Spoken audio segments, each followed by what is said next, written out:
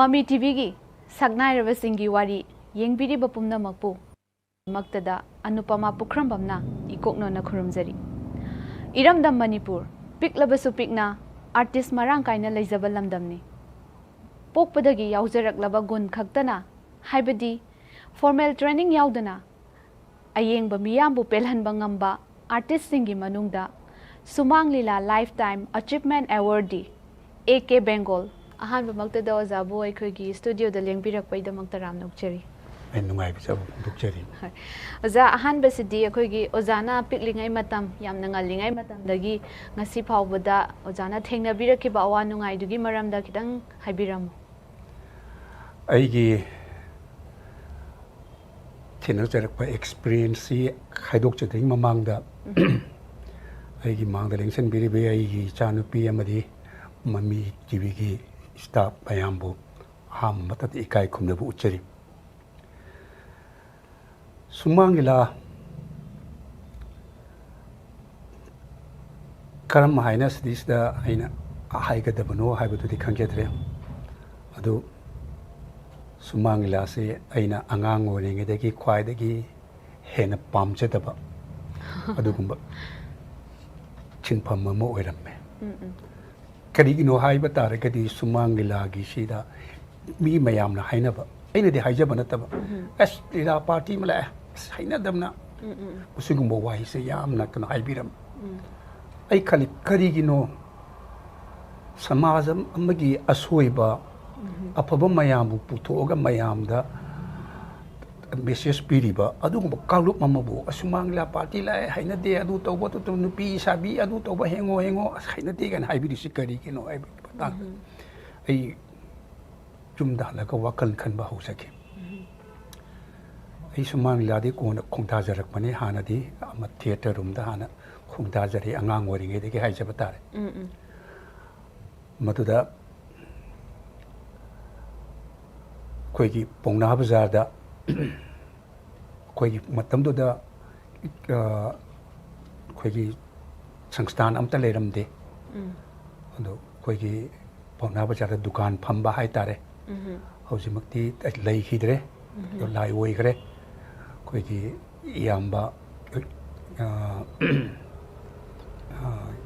ꯏꯌꯥꯝꯕ ꯑꯦꯂꯥꯝꯕꯝ ꯗꯣꯂꯦꯟ ꯍꯥꯏꯅ ꯑꯃꯈꯛ ꯃꯥꯒꯤ ꯗꯨꯀꯥꯟ ꯑꯃ ꯂꯩꯔꯝꯃꯤ ꯄꯥꯎꯅꯥ ꯕꯖꯥꯔꯗ꯫ ꯑꯗꯒꯤ ꯏꯀꯨꯏ ꯀꯨꯏꯗꯅ ꯂꯩꯈꯤꯗ꯭ꯔꯕ ꯃꯅꯤꯄꯨꯔꯒꯤ ꯏꯁꯩ ꯃꯌꯦꯛ ꯏꯕꯗ ꯃꯃꯤꯡ ꯂꯩꯕ ꯂꯩꯍꯥꯎ ꯊꯥꯕꯝ ꯁ꯭ꯌꯥꯝ ꯁꯨꯟꯗꯔ ꯁꯔꯃ ꯃꯣꯏ ꯑꯅꯤꯁꯤ ꯗꯨꯀꯥꯟ ꯑꯗꯨꯝ ꯊꯪꯅꯕꯅꯤ꯫ ꯑꯗ ꯑꯩꯁꯦ ꯄꯤꯁꯛ ꯄꯤꯛꯏꯉꯩꯗꯒꯤ ꯄꯥꯎꯅꯥ ꯕꯖꯥꯔꯁꯤꯗꯤ ꯑꯩ ꯏꯁꯥꯒꯤ ꯗꯨꯀꯥꯟ ꯄ꯭ꯂꯣꯠ ꯂꯩꯖꯕ ꯑꯩꯒꯤ ꯌꯨꯝ ꯑꯣꯏꯖꯔꯛꯄꯅꯤꯅ ꯁꯨꯝ ꯉꯥꯏꯍꯥꯛ ꯊꯣꯛꯑꯒ ꯃꯣꯏꯒꯤ ꯗꯨꯀꯥꯟꯗ ꯐꯝꯕ ꯃꯣꯏꯗ ꯌꯣꯜꯂꯤꯕ ꯂꯥꯏꯔꯤꯛꯁꯤꯡꯗꯨ ꯑꯗꯨꯝ ꯄꯥꯖꯕ ꯈꯣꯠꯆꯕ ꯁꯨꯝ ꯇꯧꯀꯥꯟꯗ ꯗ꯭ꯔꯃꯥ ꯑꯃ ꯇꯧꯔꯁꯤ ꯍꯥꯏꯗꯅ ꯍꯣꯏ ꯍꯥꯏꯅ ꯑꯗ ꯑꯩꯗꯤ ꯑꯃ ꯀꯩꯅꯣꯅꯤ ꯌꯥꯝꯅꯁꯨ ꯑꯉꯥꯡ ꯑꯣꯏꯔꯤꯕ ꯍꯥꯏꯇꯥꯔꯦ꯫ ꯑꯗ ꯃꯌꯥꯝꯅꯗꯤ ꯁꯤꯡꯊꯥꯕꯤꯗꯤ ꯃꯣꯏ ꯉꯥꯡꯅꯕ ꯁꯨꯝ ꯇꯥꯕꯅꯤ ꯇꯧꯅꯤ ꯑꯗꯨꯗꯤ ꯗ꯭ꯔꯃꯥ ꯇꯧꯔꯁꯤ ꯑꯗꯨ ꯀꯅꯥ ꯍꯥꯏꯔꯁꯤꯒꯦ ꯀꯥꯏꯅ ꯃꯣꯏ ꯍꯥꯏꯅꯔꯀꯥꯟꯗ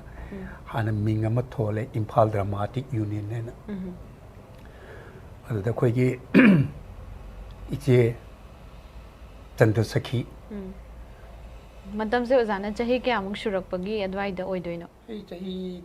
13-14 ꯑꯗꯥꯏꯕꯨ ꯑꯣꯏꯔꯝꯕ ꯌꯥꯏ꯫ ꯌꯥꯝ ꯅꯧꯔꯤꯉꯩ ꯃꯇꯝꯅꯦꯕ꯫ ꯑꯗꯨꯗ ꯏꯆꯦ ꯆꯟꯗ꯭ꯔꯁꯈꯤꯁꯤ ꯃꯣꯏ ꯍꯥꯏꯔꯨꯔꯦ ꯑꯗꯒꯤ ꯕꯥꯃꯣꯟ ꯂꯩꯀꯥꯏꯗꯒꯤ ꯑꯩꯈꯣꯏꯒꯤ ꯏꯆꯦ ꯁꯥꯟꯇꯤ ꯍꯥꯏꯅ ꯃꯣꯏꯁꯤ ꯃꯇꯝꯗꯨꯗ ꯑꯥꯔꯠ ꯂꯝꯕꯤꯗ ꯈꯣꯡꯗꯥꯗ꯭ꯔꯤ ꯑꯩꯈꯣꯏꯒꯤ ꯗ꯭ꯔꯃꯥꯗꯨꯗ ꯌꯥꯎꯍꯜꯂꯦ ꯃꯣꯏꯁꯤ꯫ ꯑꯗꯨꯃꯥꯏꯅ ꯇꯧꯗꯅ ꯃꯌꯥꯝꯅ ꯆꯠꯂꯒ ꯑꯣꯖꯥ ꯔꯥꯝ ꯆꯔꯣꯟꯁꯤ ꯑꯗ ꯍꯥꯏꯖꯔꯨꯔꯦ ꯂꯤꯂꯥ ꯗꯤꯔꯦꯛꯁꯟꯒꯤ꯫ ꯑꯗꯨ ꯑꯣꯖꯥ ꯔꯥꯝ ꯆꯔꯣꯟꯁꯤ ꯑꯩꯒꯤꯁꯨ ꯑꯥꯗꯤ ꯒꯨꯔꯨ ꯑꯣꯏꯈꯤꯗꯦ ꯑꯗꯨꯗ ꯑꯩꯉꯣꯟꯗꯗꯤ ꯁꯨꯃꯥꯏꯅ ꯗꯤꯔꯦꯛꯁꯟꯁꯤ ꯁꯨꯃꯥꯏꯅ ꯇꯧꯕ ꯑꯝꯇ ꯍꯥꯏꯕꯤꯔꯝꯗꯦ꯫ ꯆꯠꯂꯣ ꯍꯣꯇꯦꯜꯗꯒꯤ ꯆꯥꯛ 2-3 ꯍꯥꯏꯔ ꯆꯠꯂꯨꯒꯦ ꯑꯗꯨꯒ ꯑꯉꯥꯡ ꯑꯃ ꯑꯣꯏꯅ ꯅꯠꯇꯕ ꯑꯗꯨꯝ ꯕꯦꯕꯥꯔꯗꯤ ꯑꯗꯨꯝ ꯇꯧꯕꯤꯕ꯫ ꯑꯗꯒꯤ ꯃꯣꯏ ꯂꯤꯂꯥ ꯇꯝꯕꯁꯤꯗ ꯄ꯭ꯔꯣꯝ ꯇꯧꯕꯒꯁꯤ ꯅꯪ ꯄ꯭ꯔꯣꯝ ꯇꯧꯕ ꯍꯩꯔꯒꯗ꯭ꯔꯥ ꯑꯣꯖꯥ ꯌꯦꯡꯖꯒꯦ ꯁꯤꯅꯤ ꯃꯗꯨꯗ ꯑꯣꯖꯥ ꯔꯥꯝꯆꯔꯟꯅ ꯍꯥꯏꯕꯤꯈꯤꯕ ꯋꯥ ꯑꯃꯈꯛ ꯑꯩ ꯅꯤꯡꯁꯤꯡꯖꯔꯦ꯫ ꯏꯕꯨꯡꯉꯣ โปรมตัวว่าให้ไปเสียดีเรคเตอร์นี่กู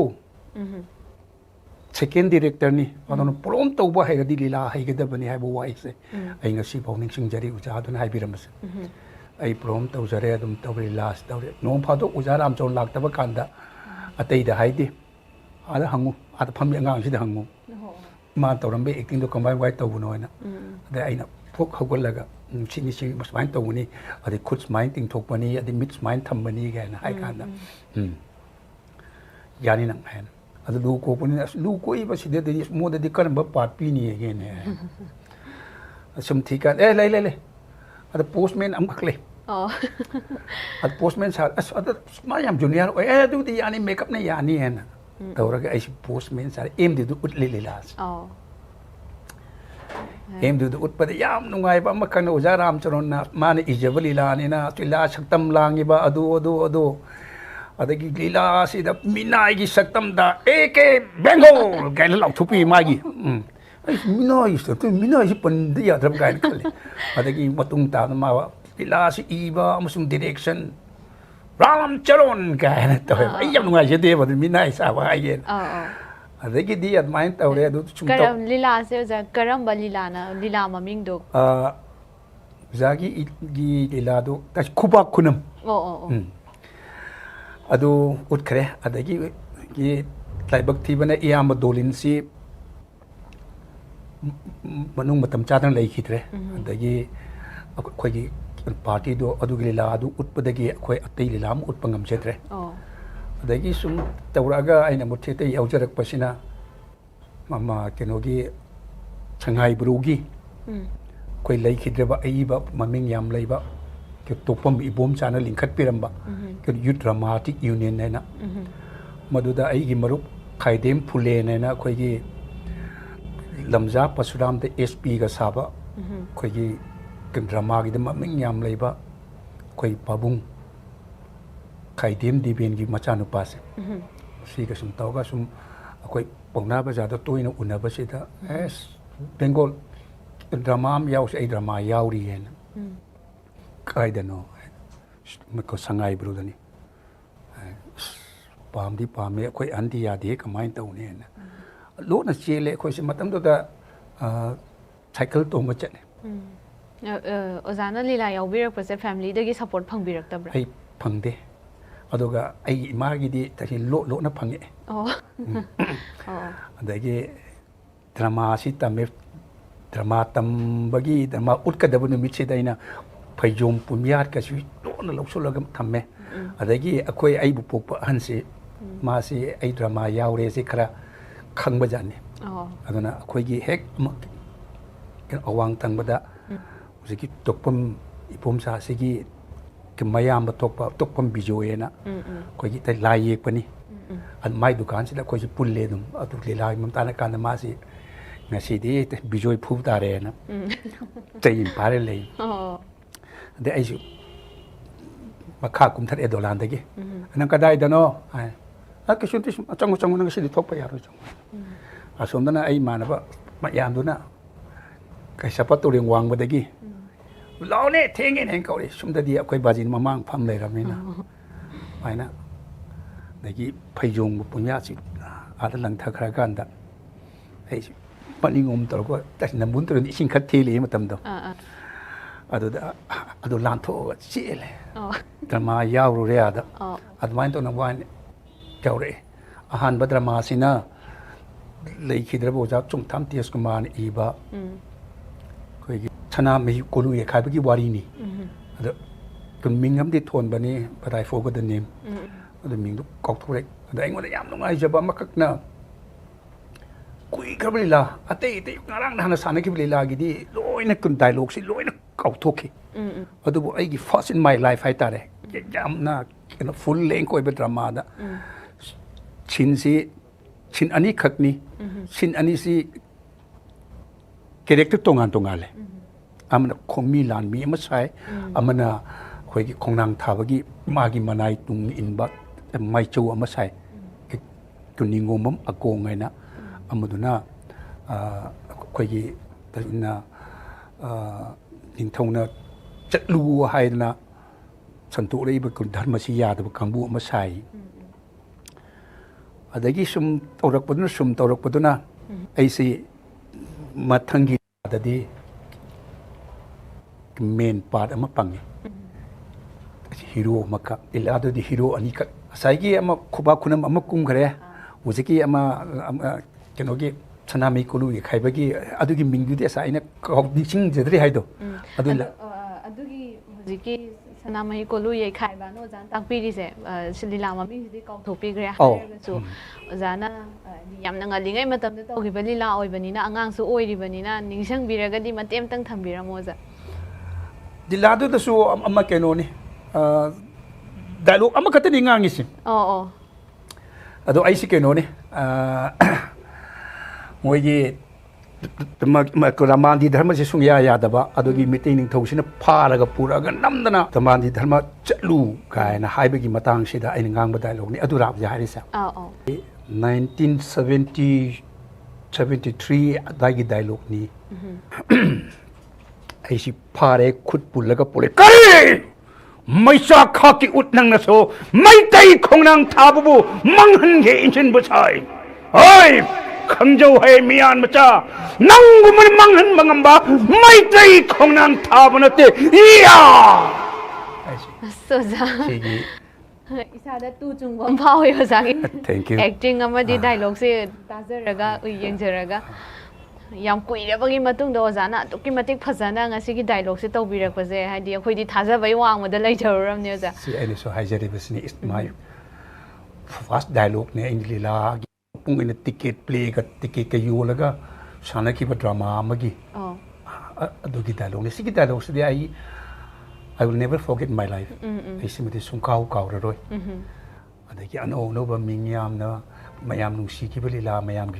ที่กันได้ลูกเดียมาเก่าเลยสมัยนั้นสุ่งเอาบุตรกี้แต่มาข้าก็ยาวเลยเด็กกี้คุยกี้ชาติคงนางสานอะไรada ว่าทำที่ยุ่มป่าเลยชาติคงนางสิสานอะไรก็สิดาไอ้งูนั้นทุ่งบีดีบัก casting สิไอ้สุ่งท่าท่าจะรู้ตัวบัก casting อะมาคุยกี้ชาติคงนางสิดาควายเด็กกี้ยามเจ้าบัก character ดีกุมุดูฮาริสมายังพักกุมุดูสิโอ้ยไม่ใช่ไอ้งูนั่นแหละไอ้งูที่กินให้บ้าติดลากีมายามตัวนั้นหุ่นโตปีรมากะคุยกับดีเรคเตอร์อุจักตุงบรมราเจนดร์ฮาริสนะมาสามักนี่สุอีมันนี่ลีลาสิมาสิกี้ไอ้งูตรงบีเดอะดูดะอามาคดีให้ตายามกันนะสุขอนสักทีอะเด็กกี้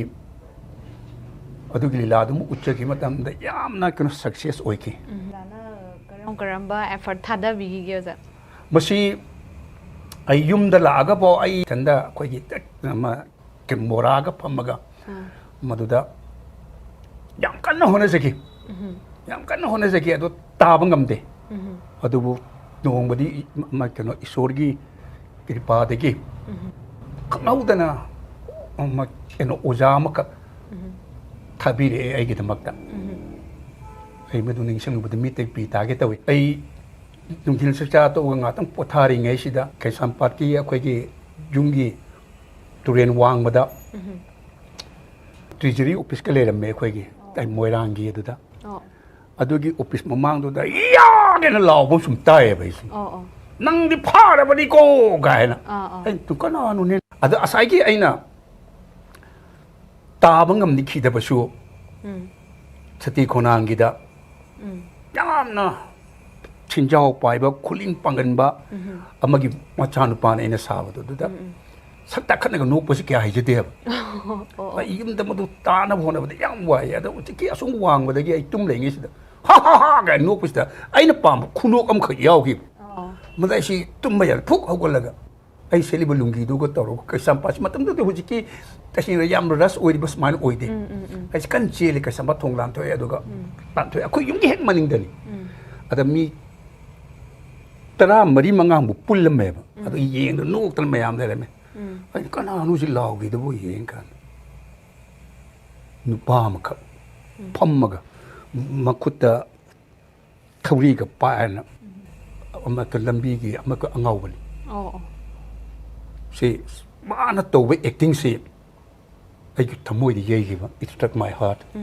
mana taw ai na pa mai acting mayam star ngam dab mana ngak chang da nang ding si ai pul bani ko ga na sum do ai sum a maning le ma dai mamang sum chakat adi ta sin lungi ni ko se li du lungi se la ga di to yeng ta sin as mi gi ma ma ta ka chang ga di ai bu thok ko hai du mi ta ni thì mà nó có đồ oro cái ta nó thì một cái xin muốn tao mấy ya cái cho nó man cho nên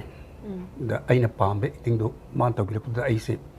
ai mang tới thì sai cái mà cái mà nó rút bây giờ đó bên na ai cái thằng mồi đó lỗ nó khurum dễ vậy na năng ai cái oza này cô ai ngay xí bộ oza lấy được thế ai sáng bộ oza xí năng ní cô hay na ai cái wakal đó mà cái mà không được mà đang turang mà không được muốn nhìn cái ai wakal chinh cái yam luôn ngay ở đây đó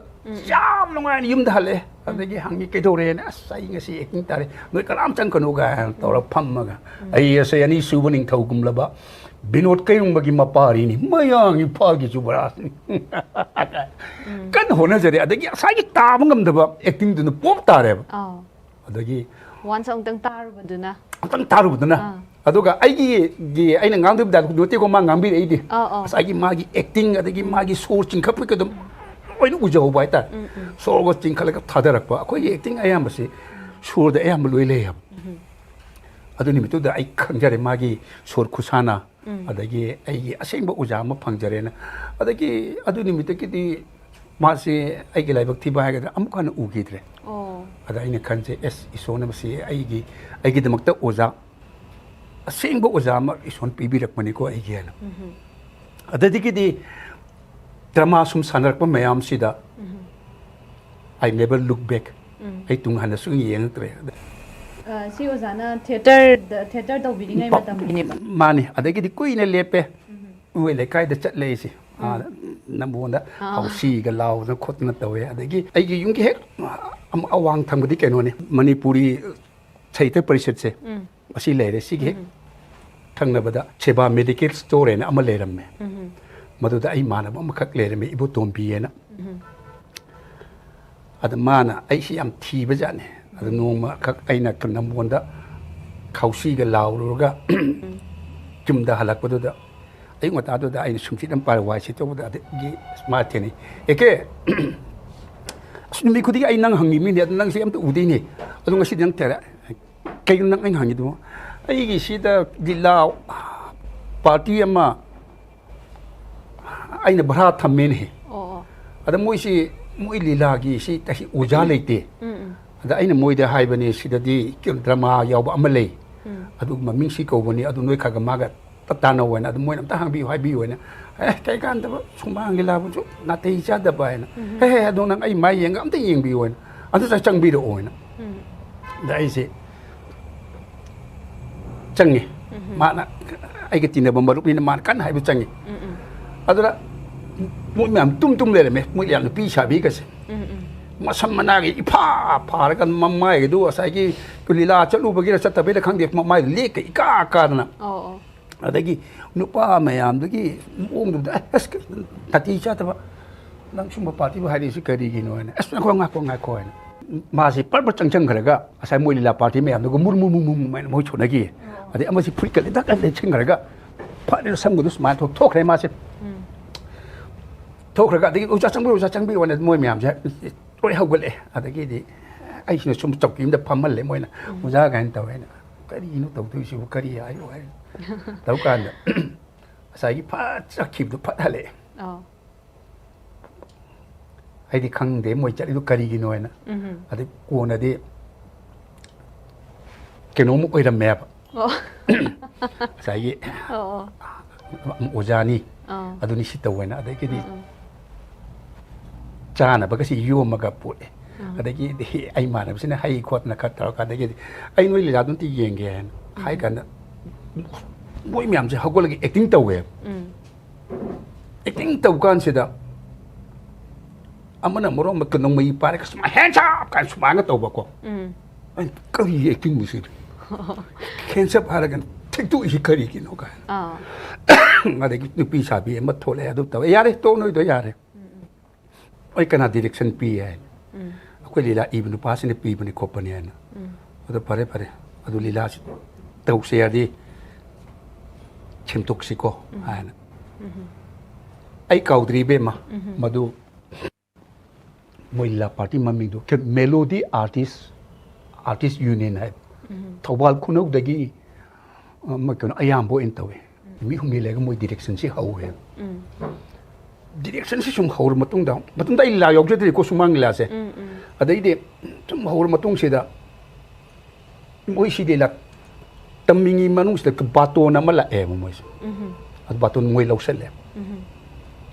so do di uzagi direction si when ni ako utoy siya na ul ga na ul adagi to lokta project na adagi uza si lingu si have dai chat le at moi si di among taw ki lokta project to the moi si min am taw uda min na mayam sung ta je bi de ba mi de so kara kan anu ba hai tare ade ai se mo isi sa pum mana ta pham ga dum ye gi moi combine to ina am taw e direction sim taw e ade gap ka si yam lai khale em mong de at automatically ai gi mang na thami ba ka microphone pai khat ga ina background di wang ngang ye khana ngang gi ga khan bana tab asagi asom da ko sarak sirak paduda aina ngang paduda ta ka ngang pad background da mama kaina bagi sin gi amaka ngang da mama ang da phamba ko gi te imai bil khara mami te gi mapi tare e adagi sum taw kan da gi di asagi ada thu i be ek tori bu nu pa du aina ngang ka ni do khang da mi na ma di ma ting ting yeng lei bane ma ai ngat on da lei wan ma singat on da kul la le ai ngang is ima nang le lem le pati kai na pi ji khat ho la ga ngang ya matam do sumang la gi acting se kai no sum khang pon adai di har suja no ngai re la se kap na kai adai kar pai matang du karam bano hai na amana hang es no ya sai background di la pu hai na adai ki di tore adai ki khara le ga lila amu mutam me ai lila gi wakal kha ga di la app adai adugi ahan bali lagi du di cam success oi gi oza adudadi akhoi competitive ki normal leibani na moidi amak fresh oiba atani na mina kya kaudre adubu atopoli la amattamme adagi atopoli la si tambashi dagi ni moigi da secretary oiba ngangdo magi macha nu pam phangena society gi ne na moisi mayim chatani no loi chatle loi invite tawre lila party mayam loi na tawra kan uja su yaubi oina chatle sei sak pakhang de nupi sabi imphal dagi khomman dagi mayam loi na pura chatle moi lila party ma ada yokan ko mayam si cha thak tawni ngai le kai gi hal mayam si loi na khoram bala noi gi uja su yaure e haye noi su lila anu ba matam me ye adu gi tammi ba lila do ngasi di si de ulo nangi na cha nu pa ma phang bagi ulo si de noi uja su haije rage ai na kai no mayam utupi wen adai di moi gi secretary oi benu pa na sang kan oja koi le kai ni yaro utai yaro ai lo phai utu ai kan adu oja ai gi di ai na ai sama ki isa no pa gi chosti ni na ai no kumbi ngam ro ya oja ho ni kumbi ro ai ai si sam chap yum khale sai gi de ni la kum su yare ha du khram ni na ni la ulu wen ha du khram ni na moi aiนี่ไงชิ้นนี้ก็ตัวเลยไม่อันพาคนนั้นอุจานี่กันหนูไม่ยังที่อุจาตั้มบิดอุจากันต้องให้ดูหนูก็เป็นอะไรไอ้สิ่งมาดูว่าให้ดูดีกันนั่นโอ้ยนะมาดูคุมบิวให้มาตั้มนี่ไปสิอะไรกี่ทีไอ้ลาสิเขาเลยเสียนะมวยเจ๊แล้วก็แต่ไมค์กี่สิปูเลยมาตั้งตัวนี้คุยมาแต่ไมโครโฟนก็สิยามยาวดิไมโครโฟนองค์กูมาตัวนี้พี่คนจริงหนูป้าคนจริงก็สตอรี่ตับลากีอามาทำมันเลยadagi amana mayai da thamme ada ai phi ron de yaw din on da phi ro na am lai ra ba ma han ma sa doi ne na phi sigai ba aman ba mat ro ga ko chi chi da ga pi lit le adagi di makeup to makeup di dum ai na theater da gi taw da rak mani na adum hai jare koi gum ba khara hap chan laga to thom dai di la si hauri mutung da di ha cha na ni am ba si am ta leitre ari thomning ba gi kan wa khala mala e bai se adagi ai na mani na adu ke wali ta hairu kon จะให้จะเกณฑ์ตัวจะอย่าได้ให้กันไอ้ยุ่ยทั่วกันในเบี้ยมาแต่ลูกมันยังงไงลูกแต่ลูกตัวเดียไอ้ชิงเลยอะไรกี่ดีงางว่าการจะกุมารตัวเกดหักสังเสียนุ่งไงบ่มาขักเลยแต่ลูกมันนี่บางงางมาก็อะไรกี่ดีมาจ้างในปีอุ่นอะไรก็จังก็กระดับไอ้เสมสุ่มจังนิ่งเลยไอ้เสมเรื่องเวสปริตลากปนิโอ้ไม่ก็ทุกวักเขาจะสักงางเลยบ่สมนั้นเน็กซินทุกตัวมีตัวน่ะอุจจังจังให้เลยแต่มาค่อยกายก็ตรงอีกติ้งสิกะลีไก่ลูกขังที่นุ่งตะกี้ทุรกไปอีกติ้งมายามที่ตรงงางเลยคู่ปากสุปังคู่ตัวคู่จะเลยไอ้ดิคู่ปากที่มาคนดูในสุขเลยไปดิอะไรดิขัดละกันไอ้เอสซีดีไอ้กุยมันขึ้นมาเลยนะจังงี้สกินหูจันตัวพี่ตัวบ่จ้าไม่งางทุกข์ให้จานให้นะโชนะเท่าเลย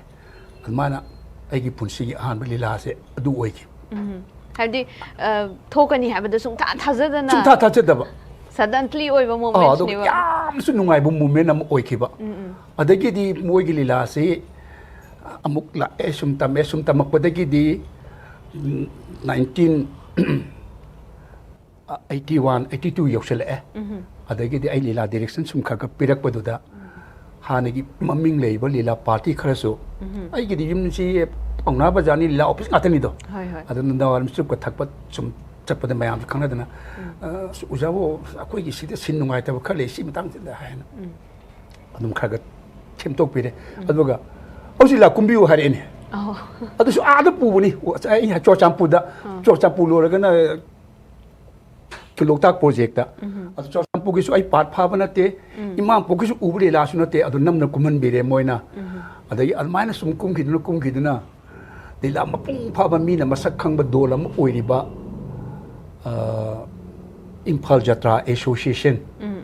Kamnu 82 Community 82 se ya maming chat ki bali la ne ja Kamnu 82 se Ujab Birchana na masama police inspector ni mana khoi yum da changa ga ai mata si da te mana khoi ma da na chan wa si la yam tawre ne ngom na hangoi na khoi ma ga yam na khanglab ne thangjam Birchan je adai di ngana han lai ki ba Tanil Virga lagi khoi gi Ketri yai maga adagi Ujab Birchan change es ada moina ai si BM ka web alau BM lila yung si law na ai gino za gi ming je mayam na BM na ko bi BM ai si asai gi moina Bengal ai si adum thoina hai da moina Bir Mongol hai bi type to BM na ad mai to kakching Bengal so ai man am be da ko ad mai BM ka web ad ai mo si BM ka web ad yung si law kai lam da no hai na mama tila ni adu khati tengkani amana lamjau dani amana uchi wada aduga laso duna chamuro dani adula yungsla ai shi yauri en Ujab Birchan je lamji da rap khawang ne ba aduna matam tu chali ba gari si akoi ge kino minibus machado ke metador duni ada kakhale akoi myam si chale thawra kan da post office ma pa se kha me ba gari si aina kari gino ko post office ma pa se kha mi si hai kan da Ujab Birchan le haure ai si pu ya na ba dum teni man tawri se adi di thawre thaw kan da na ka wa ga yaurak pa si da ko ni pi sabi Robindo na ta BM se ai pi chele skip on pi chele e ba skip si pa bi roil lila sat li bane ba aw ai ni ngina mo chali ni asum la yeng chali ni sini ai di adu bhatun chakan che ai ko ino hari jibo ko gi adu laktre adu na sigi lila se ta bien mate di kum ngam roi hai na kumbi roi na ai si pu ai kai no ai ngam pu ta ai le kan kam mo ga na ja dre mayam se matam te yauri du di sumang la gi pa bo janga ta ni ko la ye go i kharba ta toman adagi khanu babu moi mayam nupi sabi adagi mayam si maming le mga tani aduda ai si yaw moi la ko le si nang chapa yaw ko si wai ro akoi mai khati yeng bi nang director karabon tro do la magi awab nang kham khum thoina gain to la ai si puwi le duga lila do na kari chanagade hai matam da ke madhabi si มาดบีนะตอนดาตกำมันเลยอีบมาดบีนะติโกಅದು ಯಾವ್ರೆ ತಂಗಾಯ ಪದನೆ ಉಪಾಯ ತನ್ ಪಾರೆ ಐಸೆ ಪಾರ ಕಾಂತ ಮತ್ತೊಂದು ಕೋಕ್ಸಿ jump ಬಾಯ್ತಾರೆ jump ಥೂನ Pai ಅದನ್ನ ಸಂಬೈದೋಂ ಯೌದ್ರಿङೈದ pot ಫಾದೋe ಐಸೆ ಅದಗಿ ಆ ಯಾವ್ರೆ ಅದಗಿ ಮೊಯ್ ಕುಮ್ತಾಗ್ರೆ ಅದಗಿ ಮೊಯ್ದೆ ಹಾನ ಕುಮ್ಮೆ ಮೊಯ್ದೆ came ವಾತ್ರೆ ಅದ ID ಫಿರೋನ್ ಸ್ಪೋದೆ ಅದುಬು ಐನ ಸೇಲಿಬ ಖುಂಗಾವ್ ಮಚುದು ಖಾಗಿ ಮಚು ಖರಬ್ ಚಲಪ್ ತವೆ ಖಾಗಿ ಮುತಿ ನತ್ತಬ ಅದ ಇಲ್ಲಿ ಫುಲ್ತಿಸು ತಶಿ ಮಮ್ಮಂದಿ ಯಾಂಬ ಅದು ಖಾಗಿ ಮಚು ಖದಿ ಮಾನ್ಬ ಅಮ ಲೇಬಕೋ ಅದು ಲಿಟ್ಲೆಗ ಚಟ್ಪನಿನ ಫಾಮ್ಮೆ ಐಸೆ ಮಾನ್ ಸುಮ್ನಿಂಗ ಅದು ಇಲ್ಲ ಕವು ಮೋಯ್ಸಿಂಗ್ಲ ಆಗಲಿ ಇಲ್ಲ ಪಾರ್ಟಿಸಿಗ ಮುಮ್ ಸುಮ್ನೆನೇಬ ಅದೈದಿ ಮೊಯ್ ಮ್ಯಾಮ್ಸೆ ಐಂಗೊಂದಿ ಯೇಂಗೆ ಎಬ ಸುಮ್ ಐ ಕರಿಗಿನೋ ಮಯಾಮ್ಸೆ ಐಂಗೊಂದಿ ಯೇಂಗೆ ಐದೇನ ಮೊಯ್ನ ಹೈನ ಕನೋ ಮೊಯ್ನ ಸಾನನಿ ಹಾರಿಬ ಕನೋ ಮಾದಬಿದು ꯂꯥꯡꯃꯩꯗꯣꯡꯗ ꯎꯠꯈ꯭ꯔꯖꯥꯠꯅꯦ ꯑꯗꯨꯅ ꯑꯩꯈꯣꯏꯁꯤ ꯌꯦꯡꯈ꯭ꯔꯦ ꯑꯗꯨꯅ ꯑꯇꯣꯞꯄ ꯂꯤꯂꯥ ꯑꯃꯈꯛ ꯎꯠꯄꯤꯔꯣꯅ ꯑꯗ ꯈꯝꯅꯨ ꯁꯥꯕꯤꯁꯤꯅ ꯔꯣꯕꯤꯅꯣꯅ ꯍꯥꯏꯔꯤꯅ ꯑꯗꯨꯒꯤ ꯅꯨꯃꯤꯠꯇꯨꯗꯤ ꯑꯩꯁꯨ ꯌꯥꯎꯗꯦ ꯑꯇꯣꯞꯄ ꯑꯃꯅ ꯀꯨꯝꯕꯅꯤ ꯑꯩꯈꯣꯏ ꯂꯤꯂꯥ ꯄꯥꯔꯇꯤ ꯃꯤ 3 ꯅꯪꯍꯧꯗ꯭ꯔꯕꯅꯤ ꯆꯠꯄ ꯑꯗꯨꯅ ꯑꯩꯈꯣꯏ ꯌꯥꯎꯗꯅ ꯃꯣꯏ ꯎꯠꯈꯤꯕ ꯂꯤꯂꯥꯗꯨ ꯅꯨꯡꯉꯥꯏꯔꯣ ꯅꯨꯡꯉꯥꯏꯇꯦꯅꯦ ꯑꯗꯨꯒ ꯑꯗꯨ ꯎꯠꯄꯤꯔꯅꯨ ꯁꯤꯅꯤꯗ ꯈꯝꯅꯨ 82 ꯑꯣꯏꯅ ꯎꯠꯄꯤꯔꯣ ꯁꯤꯅꯤ ಅದು ಮೊಯ್ನ ಐಂಗೊಂದ ಯೆಂಗಿಸಿ ಮರಂ ಬೇರಮೇಬ ಅಕೋಯ್ದಿ ಖಮ್ನೋಯ್ದುದಿ ಮೊಯ್ದಿ ಹುಜಿ ಯಾಮ್ ತೋಯ್ನ ಸನೈಬ ಲೀಲಾನಿ ಲೋಯ್ನ ಫಾಯ ಮೊಯ್ದಿ ಅದು ಖಾಯ್ ಫಾದಿಸಿ ಐನೇಬ ಅದನ್ನ ಐನಿ ಯಾರಗದಿ ಅದನ್ನ ಉಚ್ಚಿಸಿನೆ ಅದನ್ನ ಮಯಾಮ್ಸಿ ಯೆಂಗಾಗ ಐಂಗೊಂದ ಲುಚಂಗಿ ಸಿ ಖಮ್ನು ಒಯ್ನ ಸನಬಿರೋ ಸಿನೆ ಹಾ ಐನ ಅದು ಕಮೈನ್ ತೋದಿಬ ಅಸ ಐದಿ ಮಾದಿಬಿ ಫಾಲಾ ಅದು ಸಿ ಲೀಲಾ ಹೊಂದ ಐದು ಕಾಯ್ ತಂಗಾರೆ ಲೀಲಾದಿ ಹಾಯನ ಅಸ್ ನಂ ಥೊಬ ತೌರೋಯ್ನ ಅದಕ್ಕೆ ಖಮ್ನುಗಿ ಸ್ಕಿಪ್ಟು ಪಿಸಲ್ಲಮಗ ಮೋಸಿ ಲೋಯ್ನ ಚಾಕ್ರೆ ಮೇಕಪ್ ತೌರೆ ಐಸಿ ಅದು ಲೇರೇಸಿ ಅದಕ್ಕೆ ಖಿತಿ ಯಾಮ್ ಚಂಗಾಗ BM ಹೌ ಯಾರದ್ರ ಹೈ ಯಾರೇ ಹೌರೋನ್ ಹೌವೆ ಐಸಿ ಜಾಗಿ ರೋಲ್ಸ್ನ ಕರಿ ರೋಲ್ ಒಯ್ದೆ ಮೂವೈನ ಅಮಕ ಖೊಯ್ಗಿ ಪುಂಗ ಥಿಲ್ಲಗ ಹೌಬುದು ಅದ ದುಲೋ ಕಸಿ ಇಮಾ ಪೊಕೆ ಸುಂಬೈ ಪೈಜ ಪೊಂತಿ ಅದನ್ನ ಮಿತುತ ಪಾರಗ ದೊಂಗ್ ದೊಂಗ್ ದೊಂಗ್ ದೊಂಗ್ ದೊಂಗ್ ದೊಂಗ್ ದೊಂಗ್ ಥಿಲ್ಲಗ ಅಮಾನ್ ತೌರೆ ಹೌರೆ ಅದಕ್ಕೆ ಅಖೋಯ್ ಖಂಬ ಸಾಬ ಇಯಾಂಬ ಲೈಖಿರಬ ತಾ ಉತ್ತಮ್ಸೆ ಮಾಗ ಐಗೆ ದಾರೋಸ್ ನಾನರೆ ಐದಿ ಲೆಫಮ್ ಸಾಫಮ್ಸು ಖಂಗ್ದೆ ಅಸೈಗಿ ಮೊಯ್ಲಾ ತಮ್ಮದು ಯಾವ್ದಮ್ನಿನಾ ಅದಂ ಐಗಿ ngam thok pa tu de ngang cheri acting kha tau jaraga adugi sinduma lol tholopasida moigi dila party me amse kong khallaga is thangkat leba adu ni dila hai si ngasi khamnu wa tu gi aseng ma hau phange ngasi ena ngai re adigi ai su harao ye mayam ma baina thagat piram ni na adigi di adugi lila du ta utam se ai si anau buni hai du da anau buni hai di asagi khamnu attitude de ai anau patare na anau buni da ma si acting si kanna jamna lai bang mong da ma sanare eblila ai nu ngai na bai adi mana ai ngchanga pm nang saunu ko hore mathang lila dan kha cheksalu masidi nang na khoi han kummani nang sidana bai honarak mani adu nang na uri lila sidadi akoi han gi sangdu utpa yare nang mathang deri khar cheksalu ai a taw tam ai hona jagen hare uchi wa da sanare uchi wa da hera nu ngai re lila adai uchi wa da gi mu sanara ga chapuduna keno da chamuru da mu sanare chale aduga yaro kan lila office mu yore lila lo kan lupa yankai kha pire e ngon lila omgi nang ni hena phangami da dilam da lupa tranga phangmase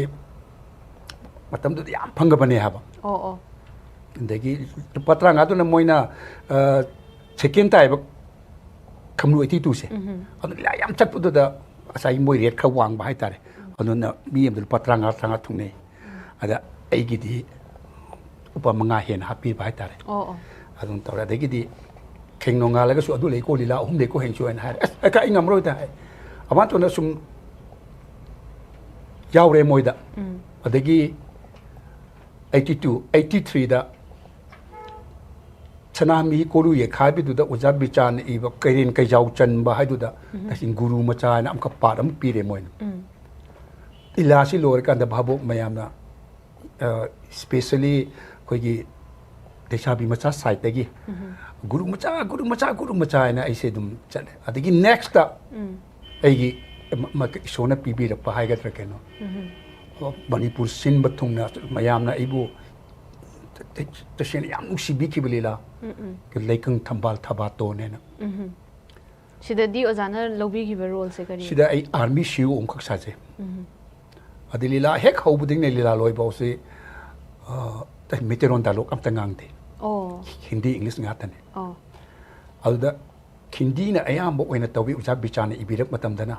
ดูสิชัวไอ้กี่ปาร์ตนั่นเองไอ้งัสปอตคุมจารีบะไอ้กิมิงเลจารีบะลีลาสิงเสไอ้กิเนี่ยนะอัตมนะอีริบะอัมตายาวติมีอันนั้นคุ้มก็ได้ว่า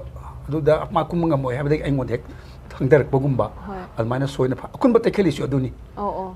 ไอ้กี่ปาร์ตนั่นเองมีอันบัตรปีบะปาร์ตนี่อันบัตรนะเอกนะมานะแค่เซกเรตรีโวยนะมานะฮิโร่กุมมะกะไอ้นะปาร์ตมาชาปีไอ้ตัวนี่ตัวขี้บันเนี่ยบะอะไรก็ไอ้นะมหุสินจันทนะคุณบัตรเคลิอุจเจกีบันนี่อัลมานะหุสิกิเลยดีบะก็หุสิกิอันบัตรเล็กขังทบาตุนดูดีมาสิไอ้ฮีโร่มาสิดีอันบัตรฮินดียามยาวไอ้ฮีโร่นะอะไรก็ดีอุจาบิจารณ์ไอ้เขาเรียกสินังคุมโมบีเอ็มอะไรก็นั่งนั่งลอยนะอังกฤษไอ้ยามบุอันโตaduh matam tu yang cara berlila muk oi kiba matam tu army ki yam kan ba matam adagi maira pai bi ko thingda ba matam maira pai bi sing na thona phana army thingda ba matam adagi kasan macha ko mitei macha kindi di kya haita ba ai gi sipoi oi ba makangna a thachi chedam turan hanadana hata kan to bu matang do ni la di adu ko siki army sin si kwai digi hena ai gi punsi da kwai den wa ba sin lillahi hek ho bu digi na ila loi di phaw se ai si sungam pham de adum lep ga adum lep aduna lep ga adum lei na hai bi se oza na si kai marang gi oi doi no pham mu di steam mi te ka da o ada sigi lila sida khoi gi tashina fast emar utpa matam dugi ama shiona ma sipai mayam ko salaga ura ba se lila gi ojana se libe dress se masigi ama credit na ai ni pi ninge ai na ai gi dress di adu to ba mana phadana suraga ta mar tha bane aduna mar tha ni khongau se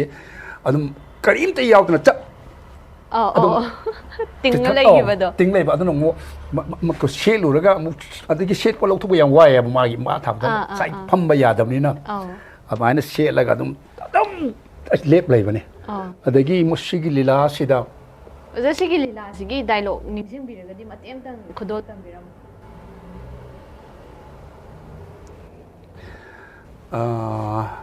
khoi ai gi ham ba fa sinda khoi gi patrolling अमक चचबने उजेकी एगी कसारगी अमक सिपोई सि पुरगा अद मैरा पाइबी सिंगसिना लंबी दा थलंबा अद मयांग आर्मी नि ओजाना आई मयांग आर्मी नि अदुगा एगी सक्सेसु खंगदे मयामना ओइ जाओ मक हापचल लगा सिदा अद कोइना गाड़ी देगी एगी सिनसि हेक यो मतमदाไอ้ยี่เลยดิเพื่อมาเกี่ยวสิบปีสิหันก็แม่มันใส่สั่งบ่มไปแต่ไอ้น่ะอ่านไม่กี่ full dress นี่ไม่ได้ไปบีสิ่งเช่นไม่ได้กับไปแล้วก็คุยกูเกียร์ควางชิดกันเยอะแล้วก็งากูจักกินกันทิ้งไปตัวนี้ไอ้น่ะปั้นไอ้น่ะจงทาราก็จังกันแบบไอ้นางเนี่ยก็ไอ้มาสิ่งตัวเด้อไอ้น่ะเกี่ยวหัวเกี่ยวตะกลีบहै कहीं कहिए मैं आपका क्या सेवा कर सकता हूँ हाय अदगी दी मैदा पाइबी अमकन खुमक तो इना सिनी कोइना हाइरिसे नखोइना आर्मी नि मम्मी हाइबगी मतागुम खुत्त खुलाई पाइरगा मिचम प्रजा ओटपसे अखोइदा अमुहन तवीगनु सिनी अद Moina खुमैदु अइना खंगदमिना अइना मंगोंदा हंगे I सिपाइदुदा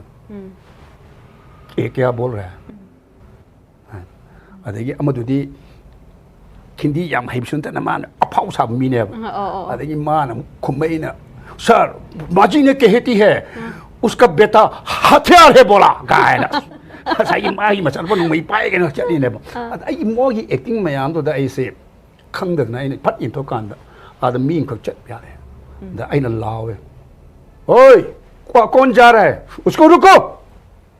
stop him I am coming hi ना ꯑꯩꯒꯤ ꯊꯣꯛꯂꯒ ꯅꯨꯄꯥ ꯃꯤꯇꯩ ꯅꯨꯄꯥ ꯈꯔ ꯃꯐꯤ ꯅꯥꯟꯕ ꯑꯃꯈꯛ ꯊꯦꯡꯅꯩ ꯑꯗꯨꯅ ꯑꯩꯒꯤ ꯏꯌꯥꯝꯕ ꯅꯤꯜꯕꯤꯅ ꯁꯥꯏ ꯑꯗꯨ ꯃꯥ ꯉꯥꯡꯉꯤꯕ ꯍꯤꯟꯗꯤꯗꯨꯁꯨ ꯑꯩꯒꯤ ꯍꯤꯟꯗꯤꯅꯤ ꯃꯣꯏꯁꯨ ꯉꯥꯡꯉꯩꯗꯅ ꯕꯤ ꯑꯦꯝ ꯇꯝꯕꯤꯌꯨ ꯍꯥꯏꯅ ꯑꯩꯅ ꯁꯨꯃꯥꯏꯅ ꯇꯧꯋꯦ ꯑꯩ ꯃꯥ ꯆꯪꯃꯤꯟꯅꯩ ꯑꯗꯩ ꯑꯩꯅ ꯃꯉꯣꯟꯗ ꯑꯩ Mr. Singh, would you kindly help me? We have a misunderstanding here and I can't understand what they are saying. Adagidi man okay sir harmaga ima kaidobuno si hari se karino haina abungo khoina haje se khoina army ne ngame matagum khuta khulai parage michum praja se otpi ganu haibani haina adi mana mo aingon english na hantok pire adman to no lila se khwai dagi ai gi sakhangba aduga army na ungsi bidana I card amusu PB aigi Kujik lila segi aduna film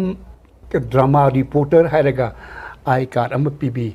matam tu da segi I card sina khoi gi punsi yam kalle ko lila chap matam da gari kuntha hai na kakching lam khai da kham leiba adagi aina gari mung tum leiba lila sin toina di dum chatlami tum pangdami na khoi gi kenter macha du da charu tharaga adagi phi ga tharaga tum adum chatle ise adagi kakching lang khwai da gari kun gi matung da leiba khodi lila di chatni aduga ila matam di oishel aba moi du check tau le ta ka da yu tor ba adana bm han ho idore a le ri ne hai da ai ho tor pa check to da moi gi ar sipai ma no ruko ai moi da hai jere ai moi gi officer to na han bi wa na adman kari gi no ka nge ai mo da wam sa ki to ne adagi asom dai khang gi kari gi no malai law kan awang ngang da ai mo da ai ka to ula kan de acha ai kai don chal haloi na mayam check to ka de ki ti akoi gi ila pati si thang pairam bagi adagi dong mai akoi gi te makeup ka ga gi khoi gi ke ta makeup box da yaw do adu pu na bagi akoi lupa ga pinei ba adu pu sa pu da akoi gi mayam na ibai thoi bai na sdagi na harup thoi ba aduga dagi khurai dagi iboi ai mai na adu lamlai da chatpani ai matam da ai gari si te bullet am kakle adu toro chali ni pi sabi umsi lei khidre itham porang pulel gi pindan doina pora ken nupani nupi sai haibut wadani aduga mun nupi wakale pon sam go si thadu ga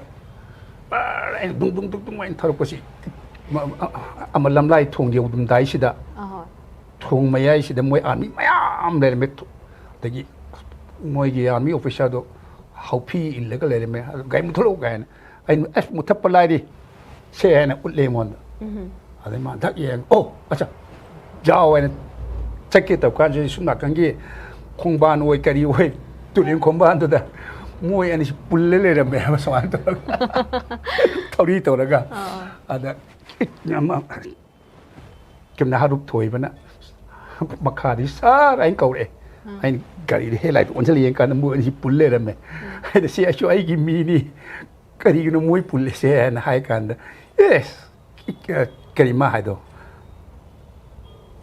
chaku master ai sa gi khang ma yaw do do chaku master chinang mira ai Ozana khita be marik thatna khitang amu hangja hoge ba ko Ozana as a Hindi native speaker ama dongna huzik wa ngangbi ba do adu do Ozas mamang de dum Hindi se phajana dum ngang ba ngambirak pra natragana lila se tawroba matung dagi ngamai ira kamai tawban ai sa haja kare ai gi pokpham Paungna bazar oi bani na bazar sendrang haja batare adai da mayang macham mayam lei bani na adagi